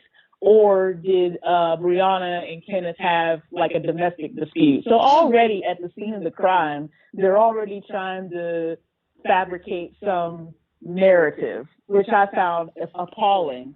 The mother went to the hospital, and then when she came back, the sun was up, and then she finally realized she was gone. So they said after the shootout that more than 20 rounds were shot indiscriminately in the apartment. Absolutely, sister. You can see the bullet holes in the window frames outside of the place. They were shooting into the motherfucking house. Right. With no regard for life whatsoever. And this was, of course, the lawsuit filed by attorney Ben Crump on behalf of the Taylor family, who is also representing Ahmaud Arbery's family as well. That was also put in the article, but I felt really bad because you see, she had a 20-year-old sister, and if she would have been home, she could have got shot as well. But it was just, it killed me because I'm like, and then towards the end of the article, they said that none of the officers were charged and that they had been reassigned. I about lost it. I'm like, you serious? So you literally just move them around for them to kill more people. You know why? Because we don't. I'm like, sister, you know why though, right? You understand why that occurs, right? Because we don't do shit. We don't do nothing. You remember that situation up in Oregon where them white folks went into that federal park and took it over? The Malheur National Park or whatever in Oregon, the Clive Bundy, Alan Bundy, and the Bundys and all them kind of white farmers, separatist, supremacist motherfuckers. You remember that shit? It's been a while back. So much has been going on in the news. That's okay, fam. Anyway, just to give you a reminder, these white folks took over a national park and they kept it for months. right? I'm serious. There wasn't no, Waco type shit where they rolled in on Texas. See, they ain't done no shit like that since the 90s, right? Remember when they killed Randy Weaver and Randy Weaver's wife up in Ruby Ridge, up in Oregon, right? They killed all them folk in Waco. They ain't did no shit like that since the 90s, right? Now when they deal with these white folks, they give them a wide berth, you dig? They shot and killed, though, the elder Bundy. Like, they were driving away, and the FBI stopped them and shot and killed the elder. Recently, there was a white woman who was arrested in Texas for violating the stay-at-home orders and shit. Where do you think the Bundys was come the next day? Down in front of her house with the strap. See, the thing is that they understand that each and every time there needs to be a response. They don't care if some of them get killed. They know that's likely to happen, right? Especially when you're dealing with the government.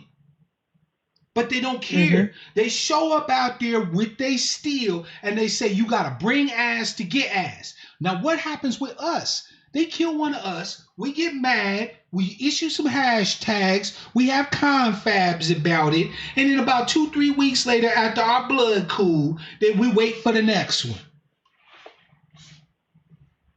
Now, how we expect there to be any different response?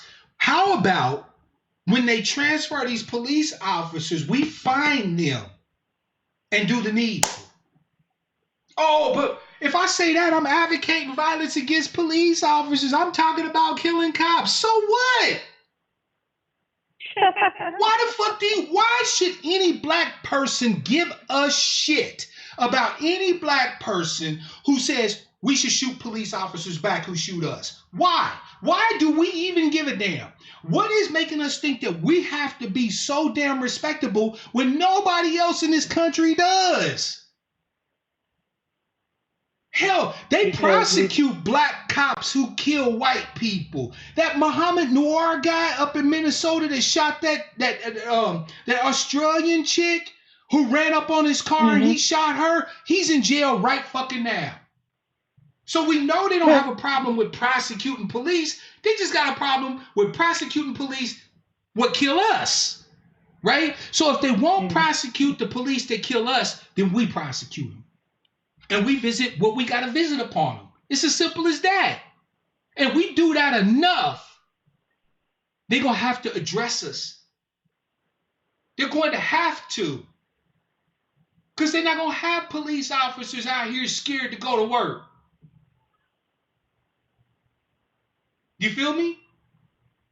We need to bloody these bullies' noses. And we need to do it not once, not twice, but every single time. A life for a life. They took ours, we take one of theirs. This shit has to stop. And anybody that would dispute that Mark Black is right on this is either somebody who supports the death of our people or a fucking coward. Either way, we don't even have to listen to them.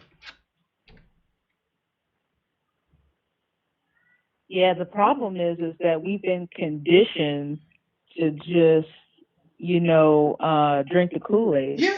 That's what the problem is. That's sure enough. Like, sister, you heard me talk about learned helplessness. Even though we could start avoiding these murders, right?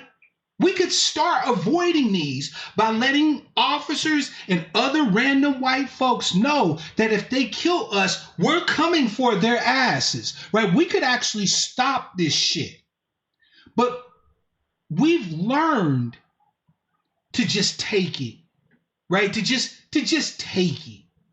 And so we never step up, even though we could avoid this. The violence has been so random and so arbitrary for so long that we're just helpless in the face of it. We're too goddamn scared to actually do anything to them. Any black person that talks about fighting back is shouted down, not by whites. There is no white person who will watch this video who will say, that nigger's crazy. Nope, they get it. They'll be like, shit, that motherfucker, I hope he doesn't come for me, but he's right, though.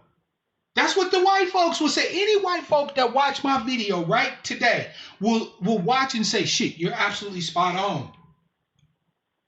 Mm-hmm. Freedom ain't free, black man. Let's go get it. Matter of fact, I would get more support for a video like this if I was talking to white people about rebelling against the government than I get from my own people to say that we should fight, protect, and make motherfuckers bleed who attack us. I would get more support from white people for the same rhetoric, the same words, than I ever will get from my people for it. If I was doing this video and I had white folks watching, the super chat would be blowing up, the chat would be crazy, this shit would go viral. They'd be like, man, I think the niggers are finally getting it, right? You know what I'm saying? But because it's us, and we're not having these discussions, we're not having them honestly. I won't say that. We are having these discussions about what do we do, what do we do, what do we do. But what we ultimately come around to, and you know this, sister, is that what we ultimately come around to is, well, we feel bad about it and we're going to just make sure we keep talking real loud about it. That's ultimately how we that's the resolution, right? It's like, okay, yeah, we should be bloody in the nose of these buckra, but we're not going to do that. We're just going to be really hella loud the next time they do this shit to us. They don't care.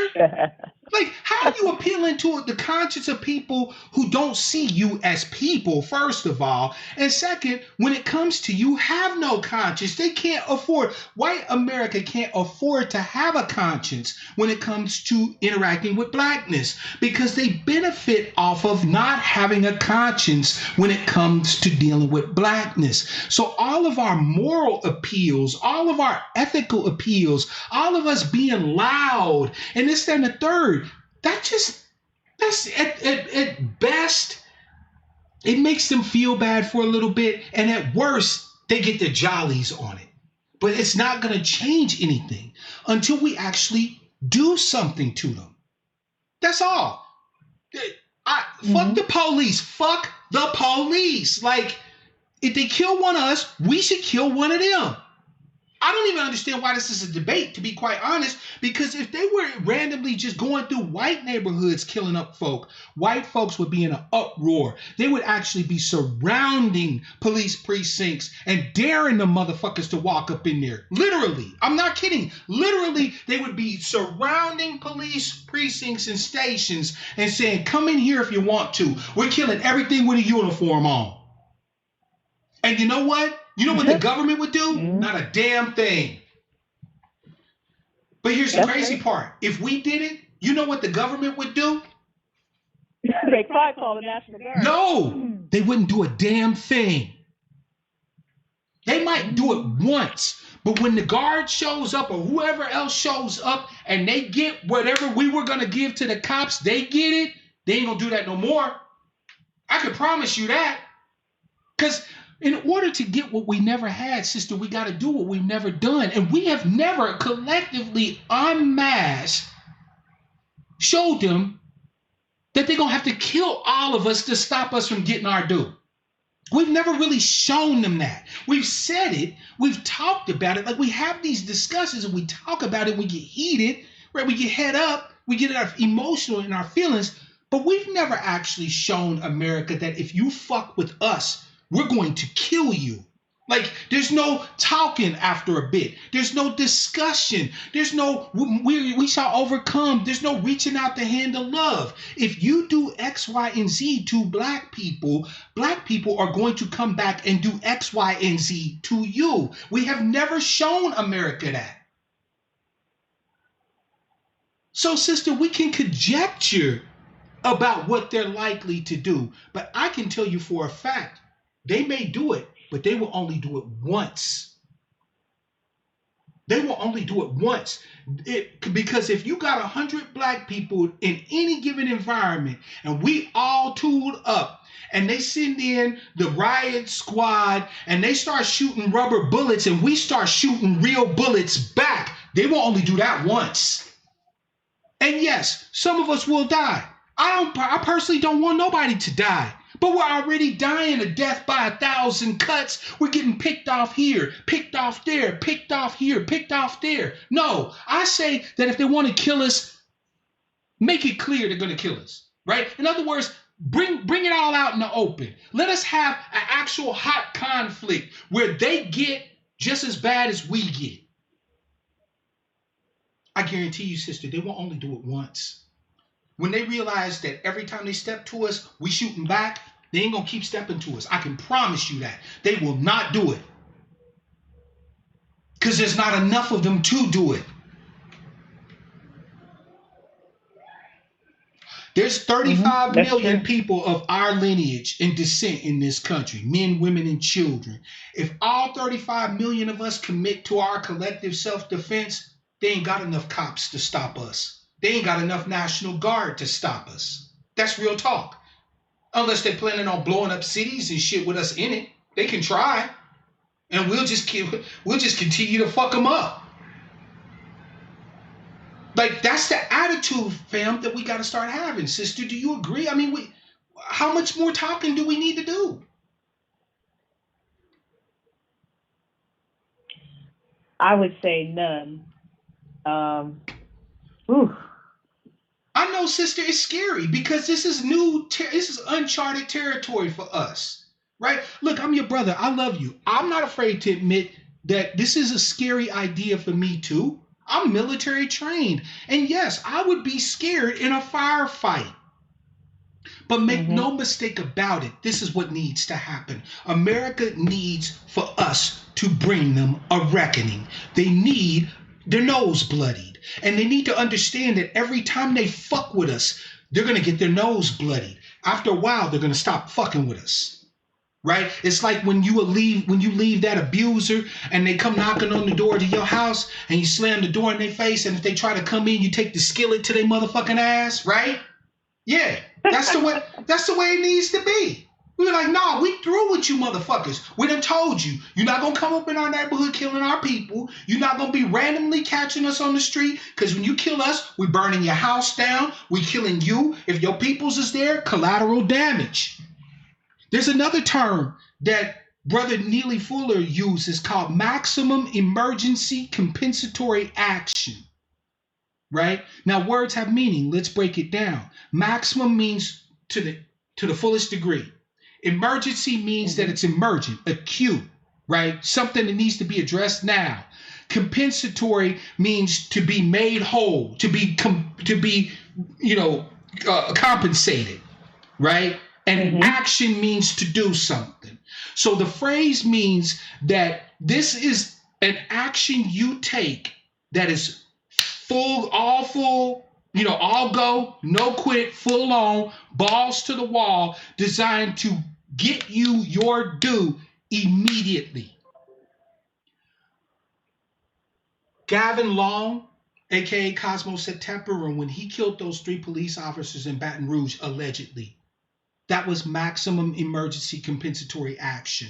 They had committed a killing not even that long before that and killed one of our people. So Gavin Long went down there and extracted the maximum compensation for the loss we took. That was his choice, allegedly. That's the way we need to think. It is a little scary, but heck, I've shot an M16, M4, and 9. I will correct a Negro if I have to. Yeah. I'll correct somebody if I have to. Like, if it ever came to that, it's just going to be a bad day. Exactly. It may be a bad day for you, and I hope not.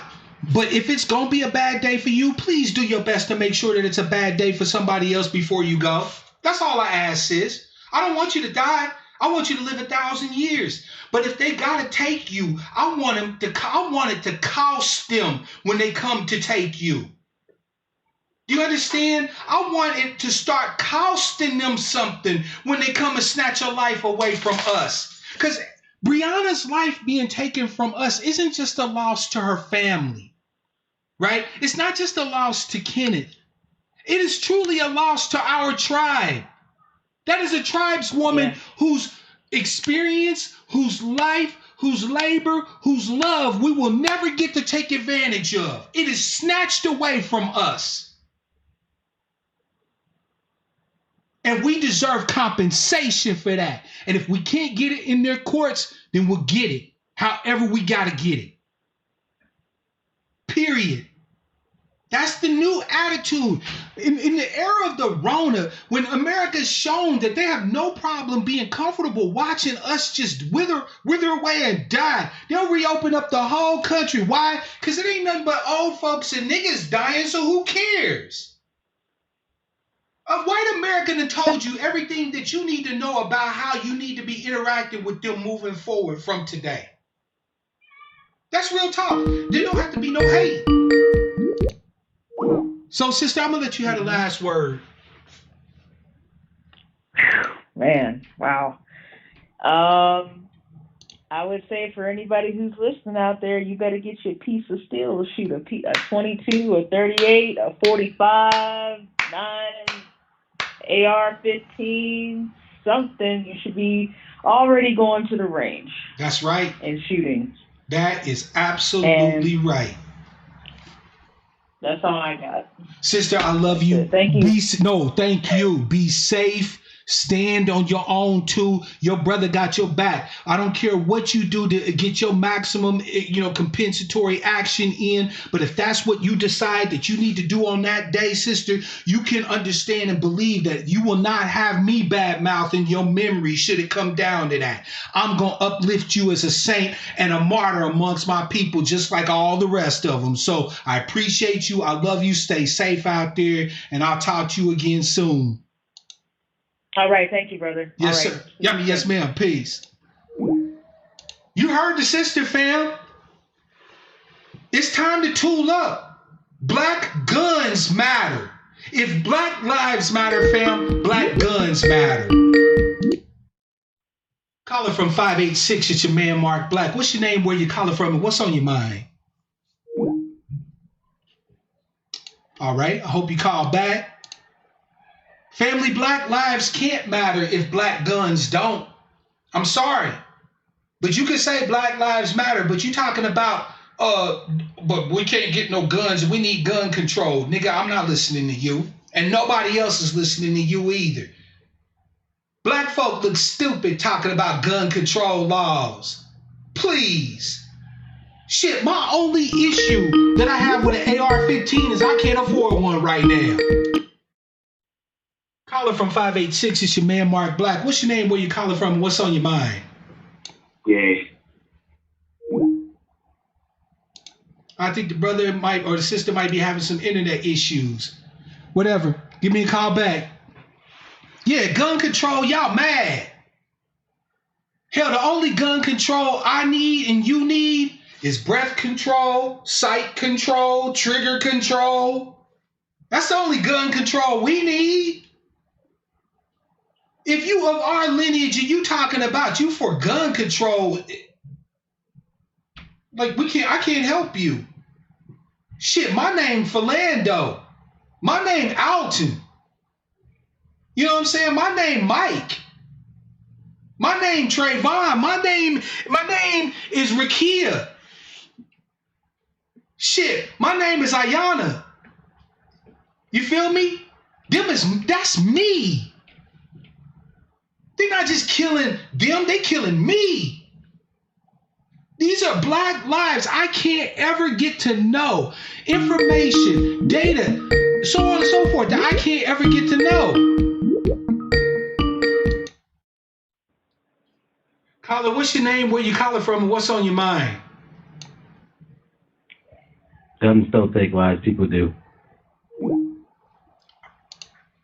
I hear you. Shit, sometimes that's all that need to be said. He said guns don't take lives, people do. I feel it. I feel it. The only gun control we need is trigger control, breathing control, sight picture, sight alignment. I'm not kidding, fam. Look, please don't misunderstand me. This isn't Brother Black telling you we got to go to war against the government. I'm not on no crazy shit. I'm saying that you have the same right to defend yourself as a squirrel does. Your life can't even mean anything, fam, if you can't protect it. You can't defend it. And who you supposed to listen to when it comes to saying protect and defend your life? White folks? White folks have a vested interest in you rolling over and taking it up the ass when they show up on the scene. So, of course, they're not going to tell you to protect your life. Liberal white folks don't have no problem with you supporting gun control. They don't have no problem with that.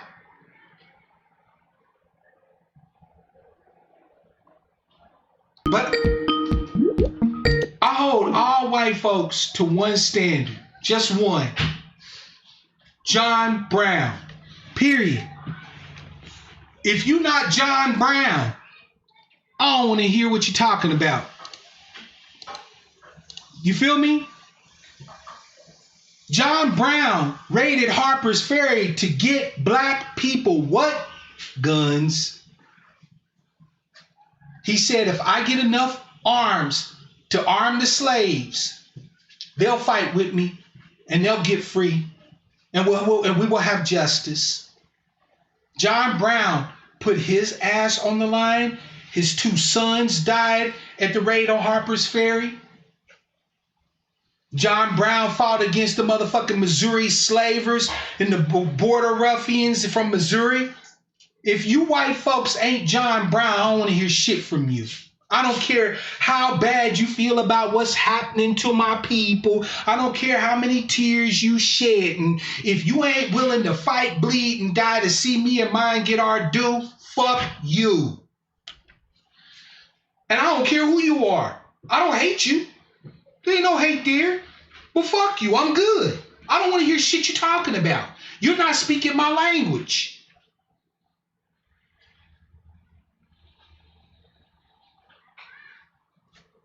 Only one standard, the gold standard, John Brown. You ain't talking like him. You ain't acting like him. You ain't being like him. You ain't channeling that spirit and you white. Miss me. That's just facts. I'm good.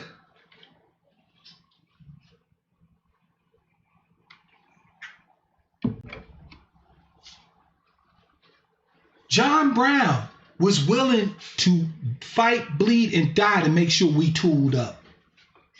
But you got niggas out here talking about gun control. Make this shit make sense. They got you scared of your own brothers and sisters, your little young ones. The only reason why they out here robbing and killing and shit is because they ain't got no other outlet. They ain't got no other way to get it.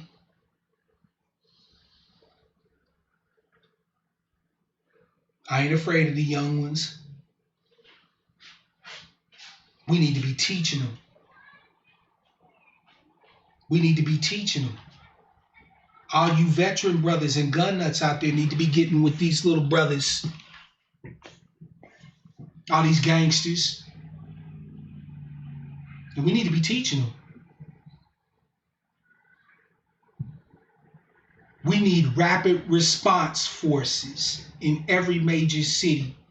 So when the cops pull fuckery, they know outside of a week somebody's not going home.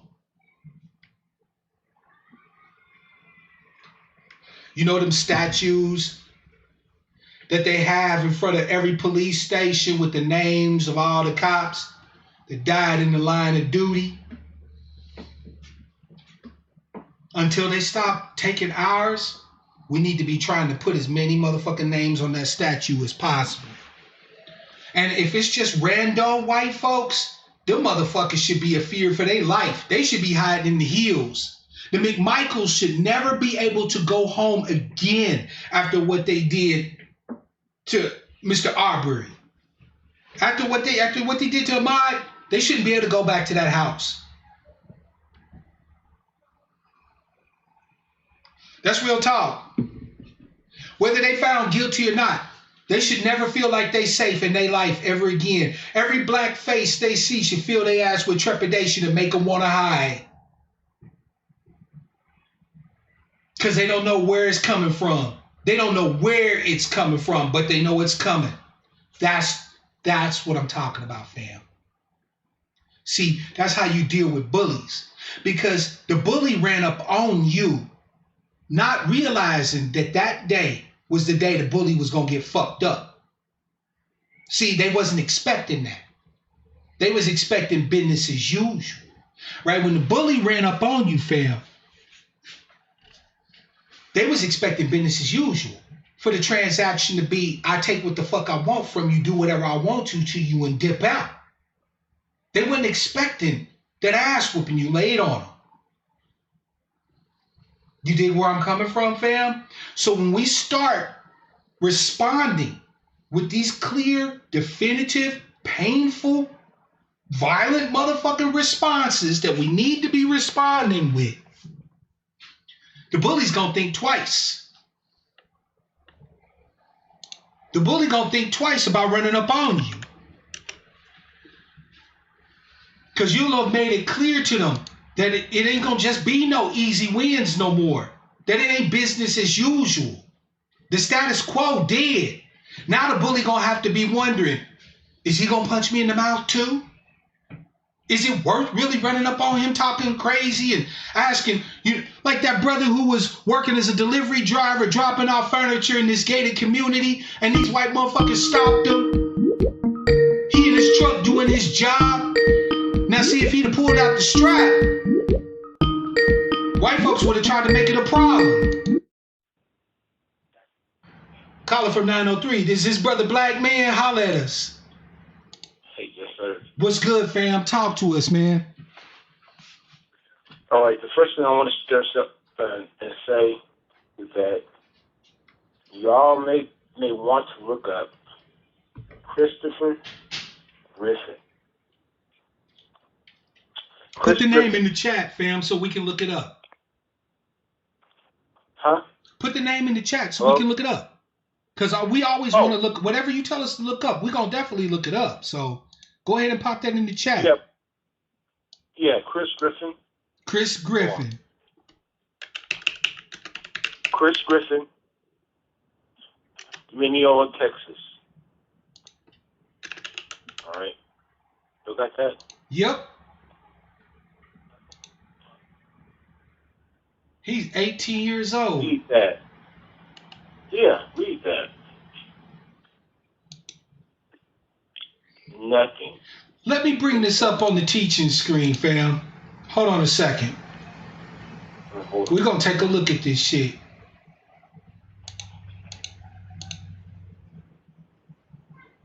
Give me just a sec.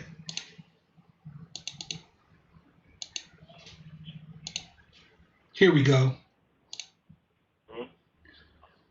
Let's see, new trial date for Mineola man in case of 19-year-old. So this white motherfucker right here, Jason Walters, killed this brother at an easy mark. Yeah, that's what I'm telling y'all. Y'all have no idea about these stories. It's not that it happens all the time. Yep. And it took 5 years. 5 years. And none of y'all, and you guys, what, people in the chat room never even heard about that dude. Actually, I do remember this story. I remember hearing about this. I sure do. Because that brother's face looked familiar. Chris, he looked familiar to me. I remember this shit. And that's what I'm And the crazy part is that the motherfucker what shot him, that white cat that shot him, wasn't even the one arguing with him in the store. No, he was not. He just wanted to watch a fight. Just to watch a fight. But again, an all-white jury. Yep. All white. And here's the crazy part. Take a look here, fam. The gas station clerk said the initial argument between the men was caught on camera, but the business has been ordered by police not to let anyone see the video, although they reviewed it. Fuckery. Yep. Fuckery. Yep. Straight up I'm bullshit. telling you. It's been past time for us to put in the work. That's the crazy part. How are we the ones advocating for a race war when the race war has been continually prosecuted upon us and we haven't even fucking responded? So we're by me saying respond, I'm advocating for a race war. But white folks killing us all the goddamn time. But that's not advocating for a race war. We're not in a race war. Yeah, I'm gonna tell you two things right now. His father, his uncle as well, right? Were heavy.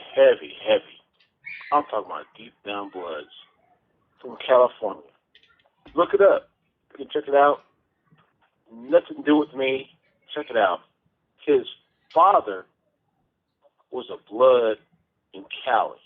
I'm talking about Southern Cali. I'm not talking about Kansas City, Montana. No, I hear you.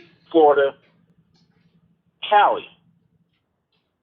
He shook at someone's hand. He shook his hand. Oh! Wait, what? Look it up. Wait, pause. Are you telling me that Chris's father... Mineola Monitor.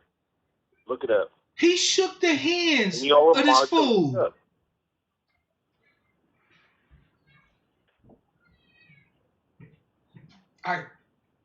I literally can't right now. Like, I'm serious. I literally can't right now. Yeah, no, he shook his hand. I forgive you. He's a great guy. I swear to God, he's a great guy. His kids, his family. All right, so hold on, Mark. Gotta say this one time. His wife is not black. Right? Hold on. But his wife, who's white, went harder than him. Yep. On what happened. I'll tell you that. I swear to y'all. Y'all look it up. This happened, and you know what was, like I just said before, the worst part is 5 years for the court time, the prosecution, in other words, right? Yeah. Yeah, it was like, wow. But it's hard. It's really, really hard because his brother, they serious Crips. I mean, Bloods out of California. They all serious with that. There's no joke. They got tagged. They got the whole nine. But then they come here. They want to be civilized. Want to be right. Controlled. Want to be this, that, and the third. No. Y'all is our what do you call it? The KKK, Vice Lords, Bloods, the Little Family. No, oh, BS. Y'all are supposed to be our defense. Y'all defense as much as ours. Stop playing them goddamn jailhouse games. Real life is going on here for us. Yep. And you go sit there and tell me, if you want to take care of somebody in there, you won't get a GoFundMe? Okay, keep thinking that. But you go kill y'all. I watch the first 48, I don't know how many times a day. And you see people going in there for killing their own family members. They family members. And you won't do that to him? For doing that?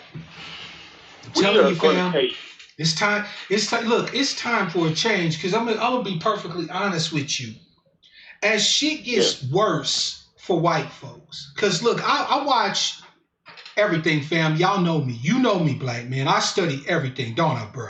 I study everything. I've been watching a lot of economic shit. The Fed is saying openly that without additional stimulus to American citizens, to everybody, that we're going into a depression. When shit gets real bad for white folks, Fam, don't forget that they was lynching brothers and sisters during the motherfucking Depression. They talk about bread lines and charity and hobos and bindle stiffs and all that other shit. And you read John Steinbeck's Of Mice and Men. And you read about these poor motherfuckers who was traveling from farm to farm just to go and harvest crops and get a meal and shit like that. Fam, if we go into a depression, they're going to be openly killing black folk. And then what? We just supposed to just continue to be like, we shall overcome and roll over? Like, come on. Like, that shit's got to stop. I'm saying, why are we, not we, but Gavin Newsom in Cali, he's sitting there saying, hey, illegals, we're going to give y'all $500 to $1,600 for stimulus. Why the hell, why in the world are we letting that go by? Why are we still continuously voting for these dummies? Yep. I don't get it anymore. Dude, I've been fooling with guns since I was probably 14, 15. Yep. I have never seen a reason not to fool with them. Thank you. It's so funny to me now. Not funny to me, but I should say I'm so respected for so many black folks sitting there willing to say, hey, even my brother-in-law and my sister-in-law, the former, but have been collecting guns now. That's what's collecting up. Ammo. But I want to tell y'all this one thing before I go to as well. Go ahead, fam.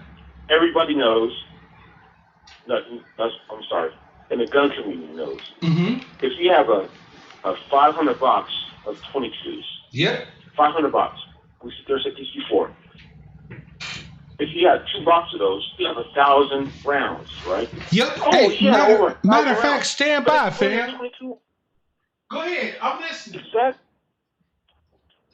So I want everybody out there to understand that the stand is going to be a serious stance. Your square is going to be for you. It's not going to be for me. Hey, your square is not going to be for you to protect my family. Your square is going to be for you to protect yours. Your square is going to be for where you are. Yep. Absolutely. My square has nothing to do with your square. That's what a 500 box looked like, by the way, fam. For those who are wondering, that's what a 500 box looked like. Yes. It comes with a bunch of little boxes like this inside with 50 rounds each. Yes, sir. There you go. Each on the board. There you go. Tell them. Black lives matter to Mark Black. So black guns matter to Mark Black. There you go. Fam, see, this is the thing, right? I'm not gonna sit here, fam. And by the way, black man, I'm gonna let you go because I'm gonna start wrapping it up, fam. But I love you, man, and thank you again for chiming in. You know I always appreciate you. Fam, I'm not gonna sit here and tell you some shit to get you all head up, right? Get you all riled up to go out and do some crazy shit or whatever the case may be. I would never do that. That is irresponsible. It is stupid. Plan your work, but work the motherfucking plan. I'm not telling you anything I'm not willing to do. And I'm telling you that straight up. I'm making it public. There's nothing I mentioned during this broadcast that I myself am not 100% willing to do. Nothing. If I tell you about firearms, I'm not going to just tell you about firearms. I'm going to show you that I have firearms, and I'm going to show you what they're all about and what you might want to consider getting. If I tell you to defend yourself, I'm not going to just tell you how to defend yourself. I'm going to tell you, how to defend yourself. I'm going to tell you how to go about doing it, what it should look like when we are defending ourselves, what's the likely response going to be when we defend ourselves. I'm going to help you get your head right so you can keep your ass right. Because if you stay ready, you don't have to get ready. We don't have to be talking about, all black everything and overthrow the nation and own someone. No, this America's my country. I'm not overthrowing shit. But I'll be damned if I don't live here in peace and harmony. I'm going to have peace or nobody's going to have peace. I'm going to have justice or nobody's going to have justice. I'm going to have access or nobody's going to have access. That's what I'm talking about. We're going to have it. We're going to have our due or nobody has it. Do you understand? Period, fam. It's the way it is.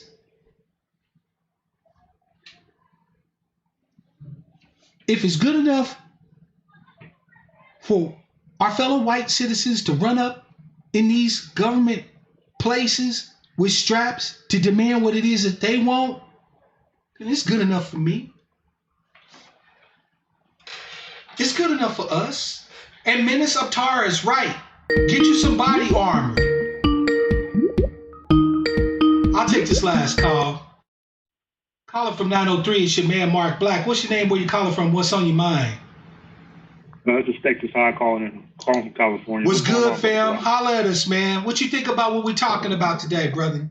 I mean, it's interesting what you just said. It's because, like you said, if I'm not going to have justice, nobody's going to have justice. So what you say when you say that, you asking people to give up something. It's like saying, because, let's be honest, right? Mm-hmm. We all love, our Whole Foods, our Starbucks, our movie theaters, or whatever the creature comforts that America has to offer. Absolutely. Black folks like them just like white folks do. Absolutely. Nothing wrong with it. So when you say that, you're like, damn, I got to actually give up something. You know what I'm saying? Yeah. I can't really do what I normally used to do. And that's what this is even if you look at the whole Corona thing, it's just kind of like people are used to doing things a certain way and they have to kind of disabuse themselves of that notion. So absolutely. When you're willing to go to the, to the extreme or the little, I wouldn't even call it extreme, when you're willing to go somewhere that someone else isn't willing to go, more than likely you're going to win that battle. Thank you. I've been saying it, fam. It's like the whole thing with voting, right? If black folks, I think what's going on is if white folks are really going to see, are black folks really going to do this not voting shit? Are they really going to do this? You know what I mean? Yep. That's what I think this is all about. Thank you. They're going to just see, are they really serious about this? Are they really willing to do this? Or are you really going to have to really give them something?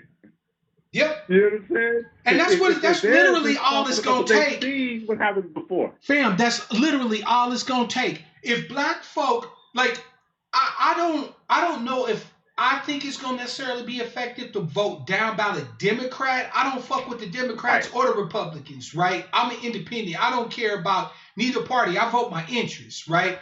But I support ADOS's right to vote down ballot. If we strictly across the board did not vote for a motherfucking presidential candidate on any side, if they saw the numbers and they saw our participation in voting was like 60%, them motherfuckers would lose their minds. They'd be like, what in the actual fuck? Oh, we're going to actually have to do something for them. Right, exactly. And that's why everybody, because think about what P. Diddy said. P. Diddy didn't actually say, I'm going to do anything. He just said, hey, you know what? Why don't, hey, I'm thinking about holding a vote hostage. He didn't say, all black people need to do what I say. He didn't say nothing like that. He just said, hey, you know what? This isn't a good idea. This hasn't been working. That's all he said. People lost their shit. You know what? Eddie Glaude has been talking about down ballot voting since, 2015, 2016, right? He's smart brother, right? Again, I got my issues with voting in general, right? I mean, I do vote, right? But I got my issues with voting. But then again, though, any political thing that my people get behind en masse is going to be an eye-opener. Because the fact is we don't do anything collectively politically. We just let people just go in and say and do whatever. Nah, truth be told, ADOS has been like the strongest push in the last couple of 3 years or whatever to really say anything specifically for black folk. Now, let me take that back. For the children of the enslaved, right? For the American descendants of slavery, the descendants of American chattel slavery. They've been the ones, and other smaller groups have been on the forefront of saying no, fuck immigrants, fuck liberals, fuck communists, fuck everybody. If you ain't doing for us first, you're not even talking to us. Like, we don't even hear you politically. We don't even hear you. And that's, it's just kind of like this is the year, this election, or this just time in general, it's just going to be, it's like a shit test. It's just going to see, okay, they said all these things and all that's cool and all, but the election just kind of shows you every 4 years, the election, it just shows you, okay, this is where the country is at. It's a temperature check. Yeah, just a temperature check. To say, okay, this is where we at. That's all I look at it as. See, black folks, thank you. About policy. It's about, okay, this is what the country believes in. I'm glad you brought that up, because we think, we so law abiding. We think that the rules when it comes to voting and shit, all that applies. Nobody else treats voting like it acts like what we think voting is. We think voting means that we're having a choice and what happens. Nobody else gives a fuck about that. The government only cares about voting as a temperature check. Right. Are these motherfuckers talking about revolting against us or anything yet, or no? Right. That's all the government care about. They don't give a fuck who we vote for, this and the third, right? Everybody talk about all these conspiracies and voting suppression. They don't give a fuck about none of that, right? They just want to know where we at. If enough people is participating in the process, then shit's still cool. But if the participation get low, especially among key demos, then they start to sweat bullets. They start to say, okay, what the fuck is going on, right? It's a temperature check. They look at it, because that means, okay, the participation is low. They'll say, okay, look, well, voting is not a means to achieve what we want to achieve in a society. We got to think of another way. Yep. And that's what that means. So they're like, okay, shit. They don't necessarily believe in voting no more. So if it's not going to be voting, it's going to be some other way they're going to get some shit done. So, it's kind of like you don't know what to expect. If everybody stopped voting, like you said, they're going to be like, damn, well, what are they going to do? What is going to happen? Yep.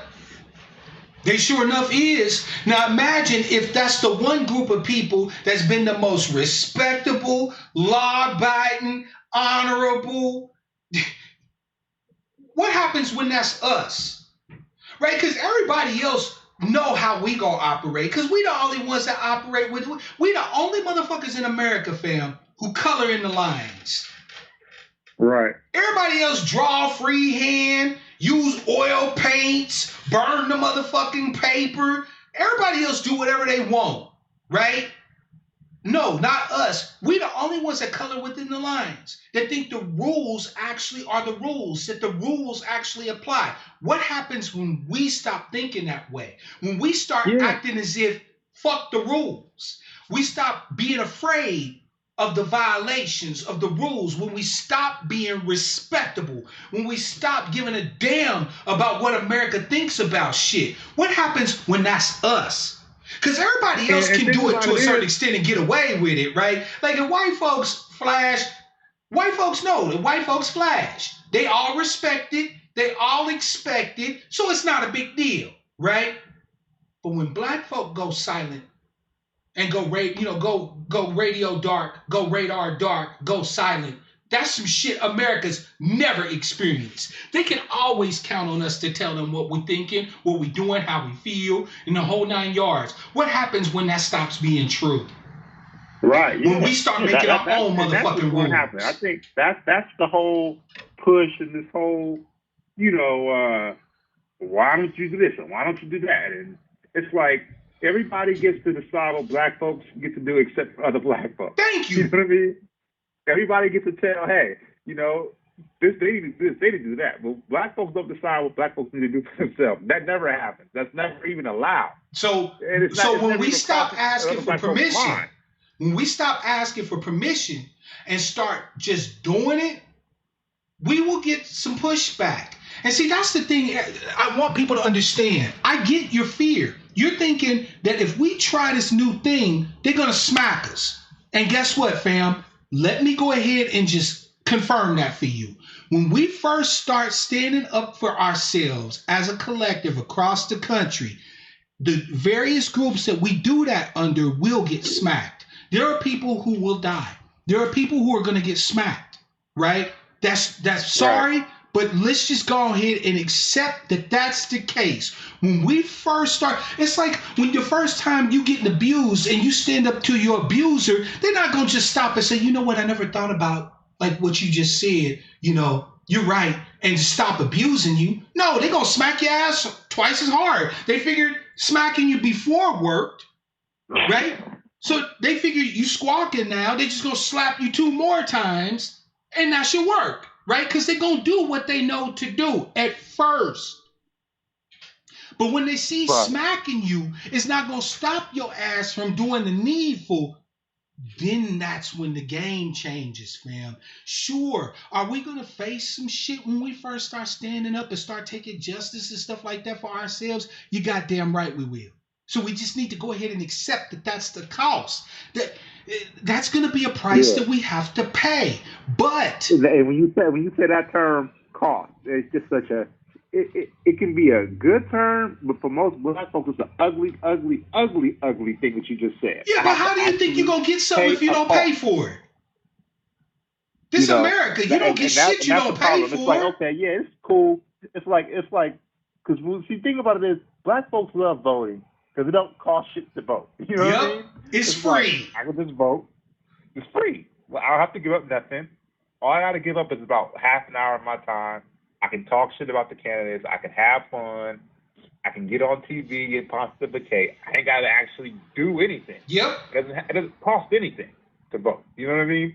That's why voting is always such a big, it's such a big cultural thing to vote. Like, vote, black vote. And I'm like, I mean, yeah, voting is cool and all, but, it means very little in the grand scheme of things. In the grand scheme of things, you're right. It don't mean really jack shit. And I'm talking. It has a value, but it's a very low value. Yeah. For if you think about it based off of the rate of return, right? I like to think of things in terms of business sometimes, right? Because we live in America, and everything's about the almighty dollar. Here, it's all about business, right? So think of voting like you would business. What's the fucking rate of return for black votes? If we really thought about it like that, if we asked the question to ourselves, what do we get in return for voting? I guarantee you, if black people started doing the math, we would be like, man, fuck this voting shit. Right. Right. Yeah. Yeah. Like, because it just hasn't, it hasn't materialized. Now, that doesn't mean we shouldn't do it. But understand its relative value. That's all I'm saying, right? Like, you want to vote. I support it 100%. It's your right. You a citizen? Vote, goddammit. Vote twice. Shit, do it Chicago style. Vote early and often, okay? I don't give a fuck, right?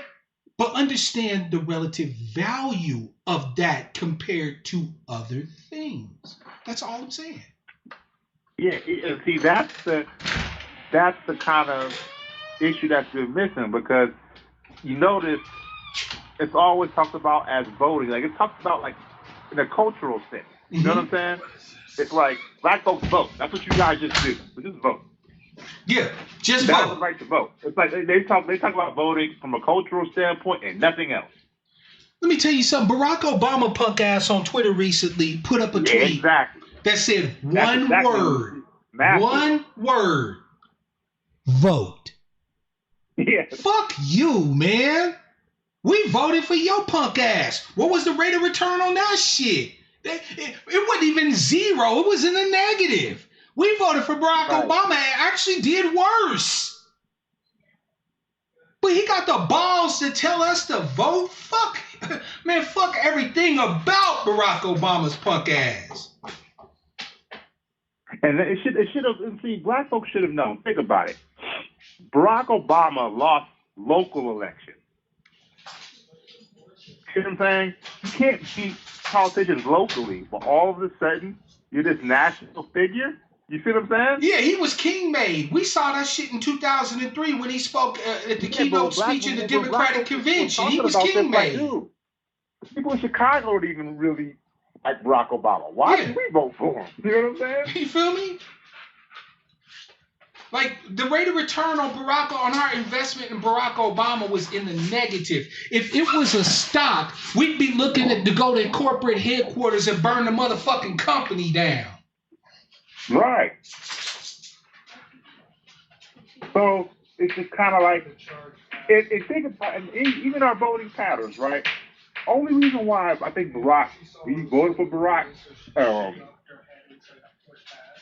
like subconsciously, we knew he would be approved by white folks. Yep. We knew, okay, white folks said it's okay to vote for him, so I'm going to vote for him. You know what I mean? Mm-hmm. And he's black. Him being black was secondary. Look, fam, I'm going to be honest with you. Black folk want to take a lot of credit for Barack Obama, but the point in fact is that white folks still outnumber us. He would never have gotten into office if white folks hadn't voted for him en masse. Right? The reason why it was Iowa. He started, his thing was Iowa. Thank you. He won. It wasn't because he could lead Chicago. He was Iowa like Barack Obama, not people in Chicago like him. I'm gonna tell you something, fam. The fact is, we like a Barack Obama because white folks like Barack Obama. He's the one black man that we can talk about, and white folks are co-sign. Let's just keep it a full ass buck. He's the one black man that we can talk about, and white folks will still clap their hands and say, yeah, he was such a good president. He was my president. Right? Yeah. If we actually had to be the ones to put him over the finish line, it wouldn't have happened. Yeah. Yeah, we voted for him in mass numbers, which, of course helped him, but we voted for him in mass numbers after he got the nomination. Right? If he hadn't have got Iowa, he hadn't have got Minnesota, he hadn't have got South Carolina, and so on and so forth, we wouldn't have voted for fool. We wouldn't have voted for that fool. We'd have been like, shit, the white folks ain't about to let us have this nigga as no president. We better vote for the white man. Yeah. Right? So let's just keep it a full ass buck. He's the one black politician we can talk about that white folks don't immediately go or say some old bullshit about. You know what I'm saying? Right. There it is. And that's the thing. Like, that's why it comes from, as soon as black folks decide, okay, this is what we're going to do. And then everybody else will just kind of, kicking and screaming, like you said, getting slapped and punching and kicking and screaming, against their will, they'll adjust. You know what I'm saying? Exactly. They'll adjust. When they see that it's not the end of the world, that white folks all across the country didn't rise up and start killing us all in mass because a few of us stood up and bloodied the nose of some white folks what hurt us. When they see that didn't happen, guess what? They'll get on board. They'll jump online. Right. As soon as they see, oh, shit, so you mean to tell me them brothers was able to march up in there and nothing happened to them? Oh, niggas is gonna ride. Right. Exactly. Yeah, exactly. It's just kind of like, you saw the brothers march up in there, and I was like, wow, they protect that sister. That's some good shit, Yeah. And black folks understand. Okay, you know what? Now it's time to go. Because, the guinea pig, he was the guinea pig. Yep. Them brothers was the front line. They were the early adopters, the guinea pigs, right? They took the L so we don't have to, right? Because I know my people. I love my people, but I know us. Right. It's going to have to be a few of us who get our asses kicked, who, experience some fuckery, but keep coming for them to say, oh, shit, them niggas got slapped the last time, but they back there again? And then they'll watch, and then they'll see that it's some different shit this time because we kicked ass the last time we was there, right? So they'll see shit is different this time, and they'll be like, oh, these niggas ain't playing. Right. Then they'll get on board. You got to show black people. They not, rhetoric can only take us so far. If you talk about some shit we ain't never done before, you got to show black people. That's just the way it is. This is why we have so many bullshit debates. It's kind of like how people say, like now, right? Mm-hmm. When you talk about, Malcolm or Martin or Stokely Carmichael, you talk about these people in general. Black folks hated these people's fucking guts. You feel me? When they were alive. You know what I mean? And when the shit was going on, they were like, who? Malcolm? Who? Martin? Who? Fuck that nigga. They could not stand. You know what I mean? Wait a minute. The only reason why most motherfuckers fuck with Fred Hampton is because Fred Hampton had white people that liked him. Right, yeah. Fred Hampton to this day is popular because Fred Hampton had white people. Oh, he's cool, Yeah, he had Mexicans, white people. You see what I'm saying? If he was like Martin or Malcolm, they wouldn't care about Fred Hampton. Right. White people like him, he's cool. Yep. And see, that's how you have to kind of know the psychology of our people, how we operate, unfortunately, Yeah, you do.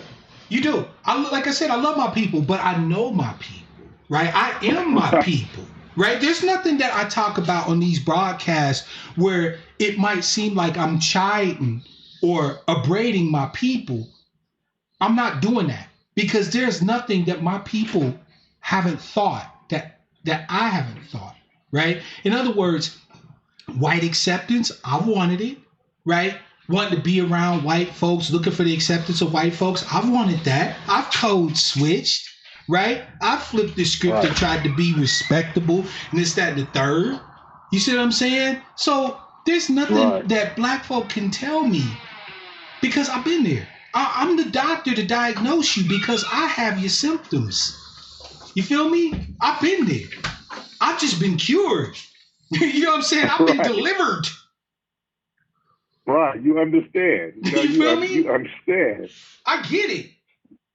And see, the thing about it is you understand and you've come to a realization of, okay, this is what it is. And you just kind of, you know what I'm saying? Yeah. Being able to deal with what's in front of you. You're not necessarily looking for some magical white person to come by and tap you on the right shoulder and say, "Hey, you're the Negro." Yep. It doesn't work that way. And I it's think never gonna work that way. What black folks just come to understanding, their mind will be much. They might not necessarily like it. You know what I mean? Oh, we definitely ain't gonna like it. Your mind will be clear. You know what I mean? Yeah, we definitely ain't gonna like it. Especially if we still have white folks around us to be like, well, I don't look at you that way. Oh, this shit drive me up the wall. It's like, I wasn't talking about your ass then. Get the fuck out my head. You know what I'm saying? Like, right. You ain't gonna like it. But reality is one of the things that black folk have a real problem with facing. And you gotta deal with reality or it's gonna deal with you, right? Like, I do not want to keep having to see us waiting on our Zimmerman, right? We shouldn't have to be living where we're just waiting on Zimmerman for us, right? Where we're waiting on Pantaleo for us. No, fuck that. Pantaleo should wake his ass up every day waiting on me. He should be scared that I'm coming. Right? Zimmerman needs to be scared that I'm on the way, not the other way around. What's crazy is when you look at specifically Los Angeles, you've got a lot of the Crips, the Bloods, the gang. The original purpose, when you talk about, LA is split up, it's split up through that 110 freeway, it's split up, through racial, it's through racial lines. The racial lines and the block busting and the red line. That's what that 110 freeway is for. Blacks on one side, whites on one side. Yep. That's what it's for. So you had certain gangs, and they're like, okay, look, we have to protect ourselves. And that's what the whole idea of it was originally. You know what I'm saying? And once it got infiltrated with, the drugs, which was, again, comes from white people, you know what I mean? That's when it went awry. Yep.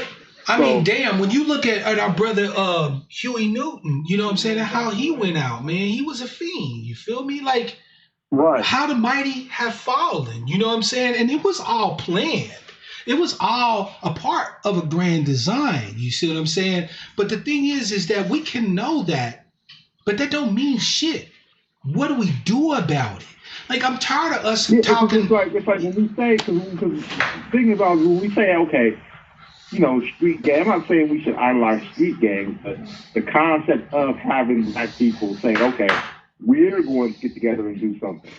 Whether white folks, that's the whole thing about, people say things about the Crips and the Bloods, and they're such these murderous, individuals, and they're a problem in the community, and because that was the whole rationale behind the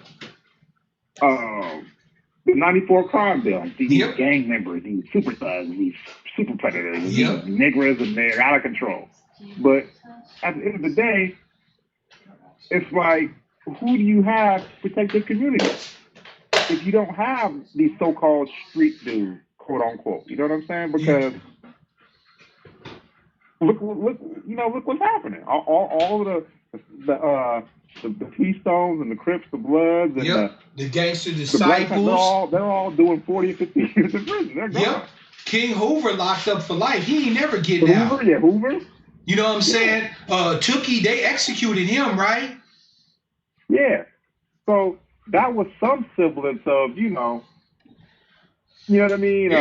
Protection. Even though I don't necessarily agree with, The thing is, fam, is that we all ultimately similar of the.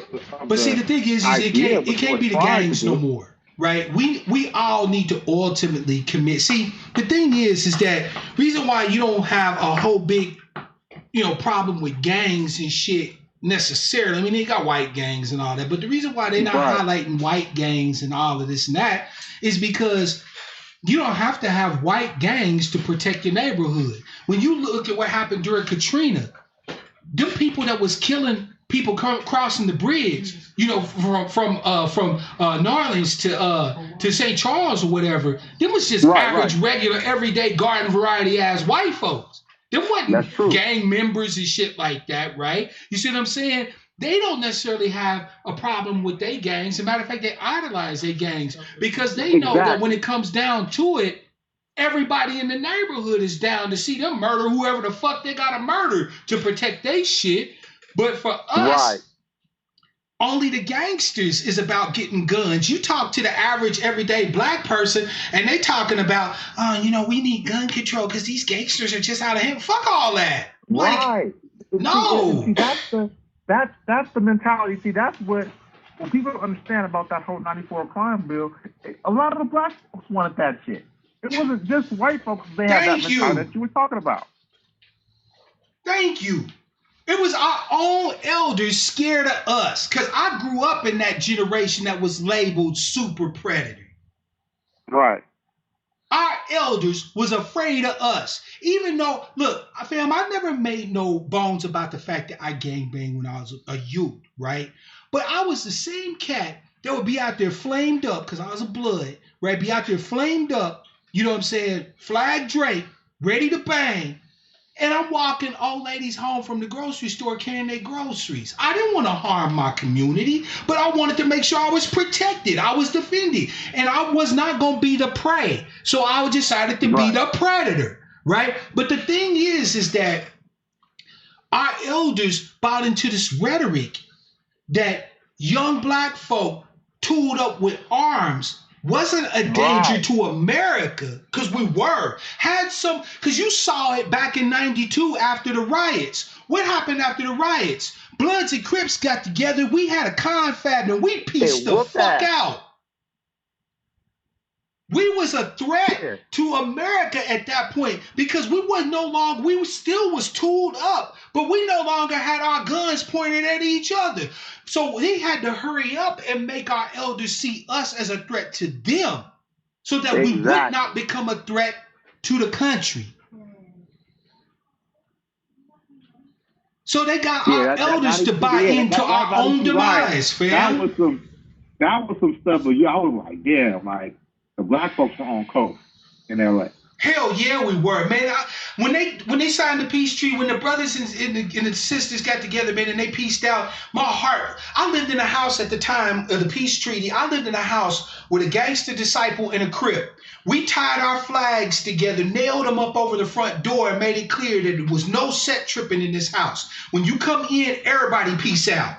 We would sit there and freestyle. We, smoke a blunt or whatever. We freestyle, over some tracks because we all wanted to be rappers. You know how it was, right? So we freestyling over tracks on the little karaoke machine, right? You got 2 Bloods sitting over here, couple of Crip Cats sitting over here, 1 Vice Lord over here, couple of GDs over here, and we all pieced out. Right. Then we had the Million Man March where, Louis Farrakhan told the brothers and said, hey, why y'all shooting at each other? You know what I'm saying? Y'all need to be about protecting, about building them. And Bloods and Crips, all gangsters supported that. Right.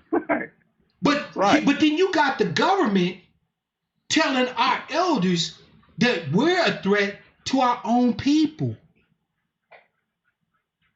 And so you think our elders... And Bill Clinton said that bullshit. The church ladies, and he said some crazy bullshit. Hey, it was the black community. They wanted this stuff. And it wasn't me. And he did that crazy bullshit. But you know what, though? He wasn't wrong. Look at all the politicians, the black politicians, because this was back in the day when the CBC actually still had native black people that was mostly a part of the CBC, right? All those black politicians back in the day, they supported that legislation. Rangel, right? Conyers, all of them. Right. You see what I'm saying? So the fact is that they were able to turn our own politicians who should have been advocating to eliminate the conditions that caused us to need to set, trip, and gangbang in the first place. They turned them into a tool for our demise, trying to wipe out an entire generation of black people. Generation X already was the smallest generation of black people since the greatest generation, right? And they tried their level best with the drug war and the motherfucking mass incarceration and the prison industrial complex, the school to prison pipeline to wipe out the X's and the millennials. You feel me? No, you're right. And it's a damn shame. We was never the enemies of our people, man. I'm telling you, I know too many gangsters. Did we do dirt? Yes, we did. Gangsters do dirt. Did we sell drugs? Did we rob? Yeah, we did dumb shit. Of course we did. And because you among your people, and in America, everybody's so segregated, when you commit crime, normally you're going to commit crime among the people that you're the closest to, right? So yes, we did commit crimes against our own peoples and stuff like that, right? But white gangs rob white folks, Asian gangs extort and rob Asian folks, Latino gangs rob and commit extortion against Latino folks. We wasn't no different than anybody else. So why was we singled out as this class of predator that America has never fucking seen before? There was a reason why. Because we were the only group of people in this country that was tooled up, but was starting to turn shit around and see that it wasn't our people we needed to be preying upon, right? That it was time to take what we had, that we accumulated through the 80s and the 90s, all that firepower, all the firearms, and start pointing them shits at our enemies. 92 woke America the fuck up and said, whoa, that's what everything just was like. That's when they shut everything down after 92. When they saw that, they were like, fuck, we don't know. We got to figure out how to deal with the niggers. Oh, yeah. And they figured it out. They put the first black president in the office because we loved us some Bill Clinton, and they used Bill Clinton to slit our motherfucking throats. Right. Yeah. Yeah, you know what I mean? And, They Clinton, see, think about it is, Clinton is from the South, right? And, he's not, he was able to appeal to black folks in a different way because, that's where a lot of our bones are buried. That's just how to be honest. in the South. Them white folks know how to interact with black folks down there. Yeah, so they know how to do that, and he understands that because generally Clinton was not a guy who he doesn't come from that type of, how do I say, stock. He's white. He doesn't come from like Ivy League. Kennedy Clinton was po white trash. Exactly. And po white trash and po black people in the South live near each other. They interact with each other. He knew how to talk to us, how to interact with us. He knew how to run up in our churches and sing praise hymns and shit like that. Bill Clinton was just like, he was po white trash. So he understood how to relate to us in a way that some snooty ass Ivy Leaguer wouldn't have understood. And that was why we fucked with him. Right. You know what I mean? Exactly. But that's what made him the most potent weapon that America had to be able to put the kibosh on any man. In the 90s, fam, we was on some cross-colored shit. With the red, black, and green, everybody had their Africa pendants on them. We was calling each other brothers and sisters. Man, after Bill Clinton, it was bitches and niggas and hoes and this, that, and the third, and locked up and selling drugs and this, that, and the third. Man, come on, fam. Y'all think that shit was an accident? No, you're right. There was no accident. They figure out ways to, the presidential candidates. It's like when you look at all of them, like you said, Clinton had they appeal to our sensibility. That's what they do. Yep. They don't necessarily appeal to our interests. You know what I mean?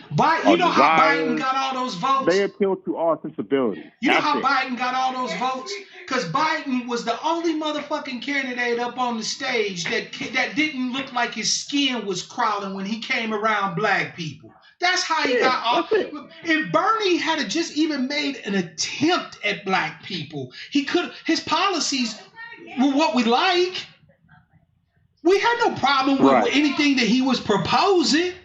But this motherfucker couldn't even say us. He couldn't even say black without going, Rrr.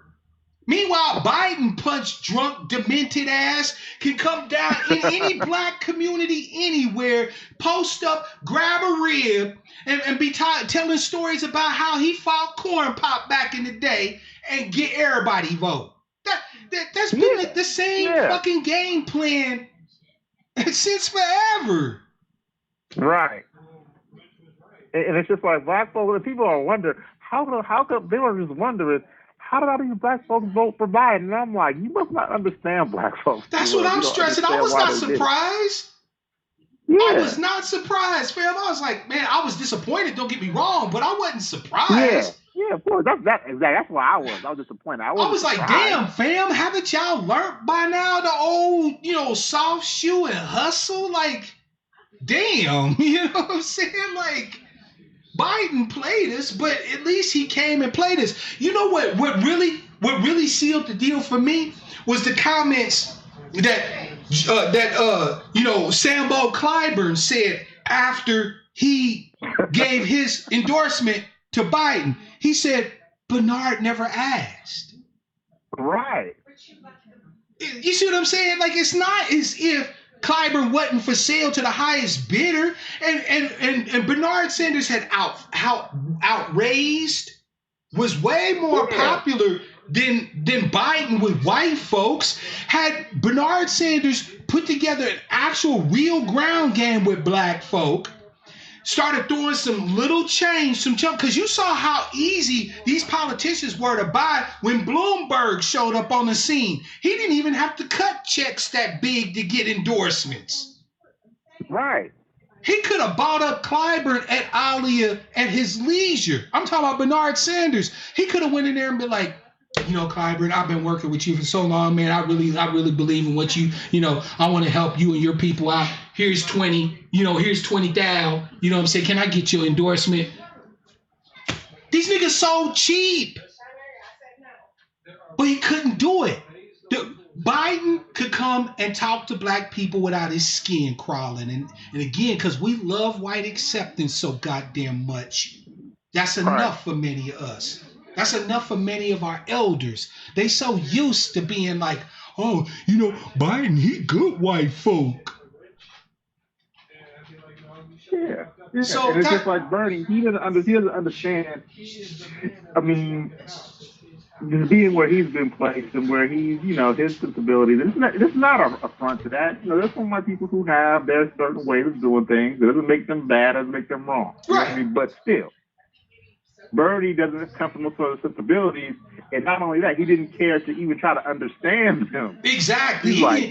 Shit. You knew that was the case. You knew that was the case when you saw how brothers and sisters responded to Buttigieg's punk ass. We wasn't buying shit he was selling because he was way too uncomfortable around niggas. Like, way too uncomfortable. Like, when he spoke, we knew, ain't no question. Like, Buttigieg might get some people vote, but he ain't getting ours. We knew right off the bat. And we also knew that Kamala ass was just buck dancing and stepping and fetching and sister girling it up. She never fooled us for a minute. Sure, she got the K-hive, but every politician gonna have their little hangers on.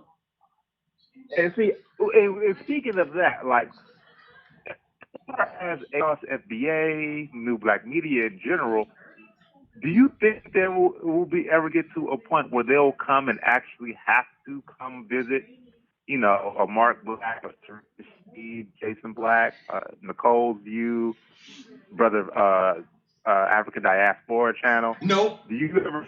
Nope. I don't think there will ever be a time when they will do it, and I'll tell you why. Because if that ever occurs, because of the history of niggas selling out, I'd be suspicious of it. If you see all of a sudden I got all these voices wanting to talk on my channel that are muckety mucks and shit and this, that, and the third, y'all better do some investigating. Because if they're that comfortable coming and talking with me, with the questions and shit that I teach the herd to ask, the questions that I'm likely to ask, if these motherfuckers is making a play to come and speak with me, there's a trick to it, fam. I'm keeping it a full-ass buck with you. When you start seeing your so-called new black media, us, your media, when you start seeing us be acceptable to the society at large, please feel free to fall back. It's a trick to it.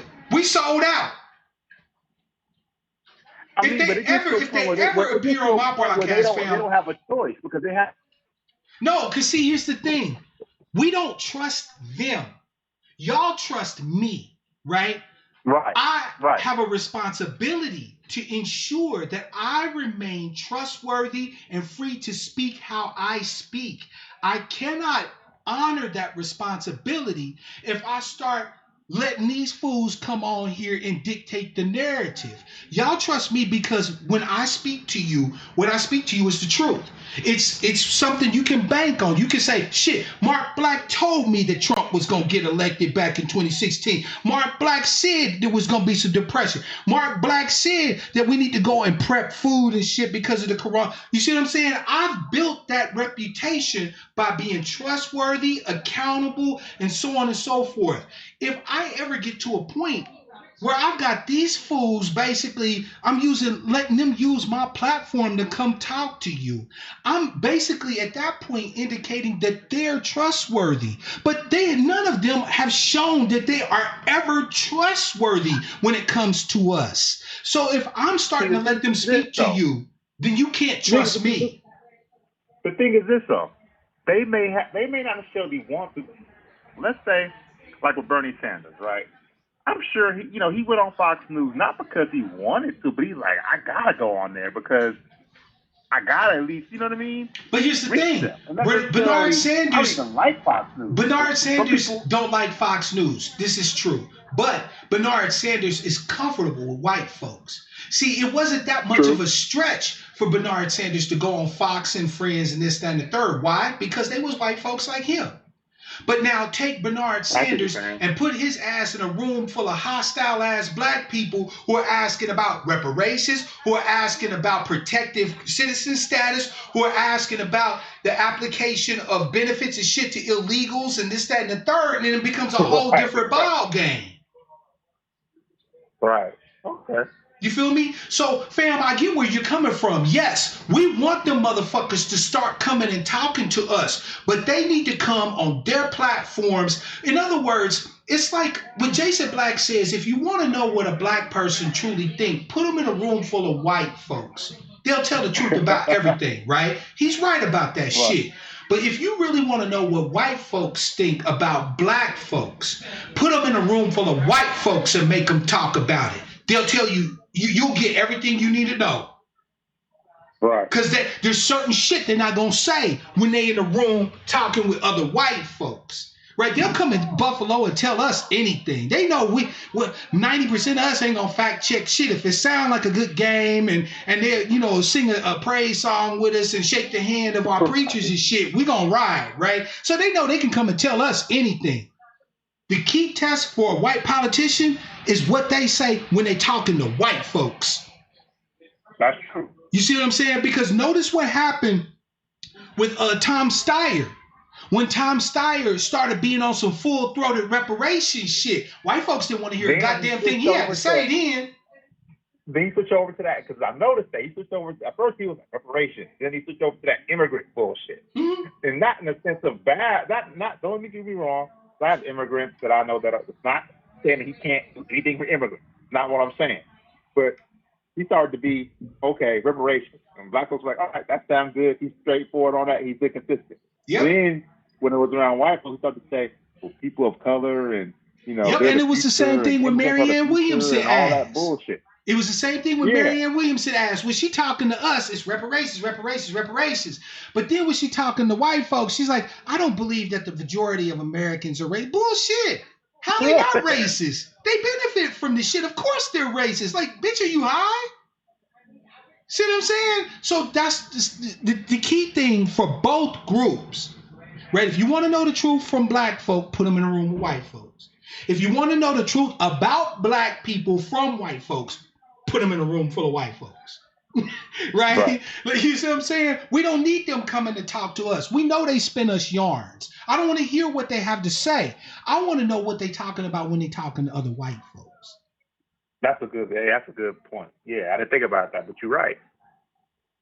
You know what I mean? That's what we need to be listening for, fam. White folks are the majority of this country. You know? I mean, yeah, we can do things locally, statewide, but they're the majority. You have to convince them. You know what I mean? Exactly. You gotta convince us. But see, now hold on a second, fam, because I'm about to flip it on you. Check this out. That also applies to your average, everyday, garden variety white citizen, your fellow white citizens. Let me explain. We all got white folks in our lives, right? That we think of are decent white folks, right? You know, we ain't heard them drop no M-bombs. Usually they like the same shit we like, and they own some of the same stuff that we own, and we can talk to them, and they talk like they reasonably got some sense and so on and so forth, okay? Cool. Right. However, these same white folks, when we get to talking about white supremacy, we get to talking about white hegemony, white domination, racism, shit like that, right? They start asking you what to do. Your job as one of my tribes people is to tell them to stop asking you a motherfucking thing and start going to talk to white folks. Because that's when you'll know their commitment to justice for us. If they are willing to say, you know what, you're absolutely right, I'm about to go and give these motherfuckers that work, you know you got you a real one. But if they say, well, you know, I mean, I just want to be a part of what y'all do. Nope, we don't want you to be a part of what we're doing. We want you to go and take your newfound understanding of what's happening in black people, and you need to take this shit to white folks. And if they're not willing to do that, ain't nothing else they can talk to you about. Ain't nothing else they can say. Right. Yeah, like white folks, see, think about it, it's like the people said, white folks, go to white folks, and talk to them, they can end racism in 15 minutes. You feel me? Exactly. Like these so-called liberals is quick to want to join up with us, want to do what we doing, this, that, and the third. You know, they'll come and slum with us for a while, right? But then if you point them at what and say, hey, you know, go over there and address your people, they're like, they got 50 million damn different excuses why they can't have that conversation with white folks. Nope. If you're not willing to go over there and deal with your people, because it's not my people that's got the problem, right? You understand all this shit. It's your people with the motherfucking issue. If you're not willing to go over there and deal with your people, I ain't willing to deal with you. Easy peasy. I didn't think about it like that, but yeah, you're right. Like that's the most quickest way to deal in race. That's the quickest way to address this shit. Because see, Muhammad Ali told us, he gave us a good analogy. He said, what man, when he knows that there's 10,000 snakes out there, right, that can bite and kill him, opens up his gate and goes looking for the 1,000 snakes that won't bite him? Right. You don't. You keep all the snakes out, right? There's no white folks in any of our councils, any of our organizations, or anything that can tell us shit. We don't. You can support us, give us bread. You can go and talk to your people, but we don't need you to be trying to hug all up on us and this, that, and the third and be a part of what we doing. Go address your situation over there. That's how you can help us. It's not that we hate you, that we want to be separate from you or anything like that, but go and deal with your people. We could talk to our people. I could talk to my people. I don't need no white folks coming to talk for you or talk to you. Right. All the time we really need white folks saying, hey, you know what, this is what I'm doing. Boom, we'll say a little piece. All right, cool. Then the rest of that, go back to his phone. Yeah, for the rest of the shit, I appreciate your allegiance and your willingness to help us out. Now go do the work. That's it. Right. That's all you got to say to those so-called good white folks in your life. Don't talk to me about racism. I'm an expert at this shit. I've been living under this racist ass system for 47 years. There ain't shit a white person can tell me about racism. I'm good, right? You need to be going to talk to your motherfucking people. And you need to not just be talking to them. You need to be addressing what are y'all gonna do? Because if you're not willing to do that, there ain't nothing else you can do for me. I'm good. Right. Fam, I'm gonna get ready to wrap this up, man. So I'm gonna let you have a last word. Man, it's good talking to you. Good information. So keep at it, Brother Black. And I'm waiting for that super PAC and that those ad buys. So I'm geeked about those. And I'm ready for them, man. I'm still on the fence about it. And don't worry, we'll do a broadcast talking about it another time because there's some shit that I want to address on it. But we're gonna definitely talk about it, fam. All right, brother. Be safe. I will, brother. You too. Peace. Fam, I'm sorry. I know one more person wanted to call in, but we running up on the 3.5 hour mark. I love y'all because y'all ready to get it in. Look, fam, takeaways. Violence in defense of us is not a crime. It's not a sin. And if they want to make it a crime, they got to bring ass to get ass. Right? We need to start responding to this shit. An eye for an eye, a tooth for a tooth, a life for a life. This is a natural law. It's a natural concept. This is cause and effect. This isn't hate. This isn't advocating for, revolution against the government and shit like that. This is real motherfucking talk. They take one of ours. We need to take one of theirs. You feel me? Right? There is nothing shameful about defending yourself. Have the sense that your creator gave a squirrel. And defend yourself, your family, your people, ultimately your tribe. It has been long past time. We've been in a race war. We just haven't prosecuted it. So it's time that we do so. Move strategically, run silent, run deep, be seen, not heard, pick your shots, but take them. And family, as always, I want to thank you all for participating in the broadcast. I want to give an extra special shout out to Big Poke Dog and Miss Denny for the super chat. Fam, it's time. It's time. I don't want no more Briannas. You see what I'm saying? I don't want no more Tatianas. I don't need no more Trayvons. You know what I'm saying? One of us, one of them. Period. If we can't get justice in their courts, then we get justice how we get it. Because that's as American as apple fucking pie. Or have we forgotten about all the people they dragged out of jails and lynched by the thousands of our people to make sure they got justice? They didn't wait on the courts. They didn't wait on a conviction. So why should you? Fam, make sure you hit that GoFundMe for Kenneth Walker. As a matter of fact, fam, anybody got the link to the brothers GoFundMe? Please pop that in the chat. Let me know if you need to pop it in the chat. Any of my blue wrenches, pop that in the chat. Matter of fact, let me see if I can find it. Make sure we support that brother.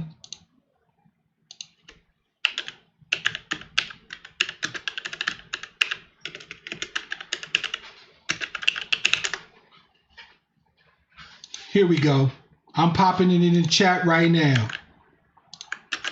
Please.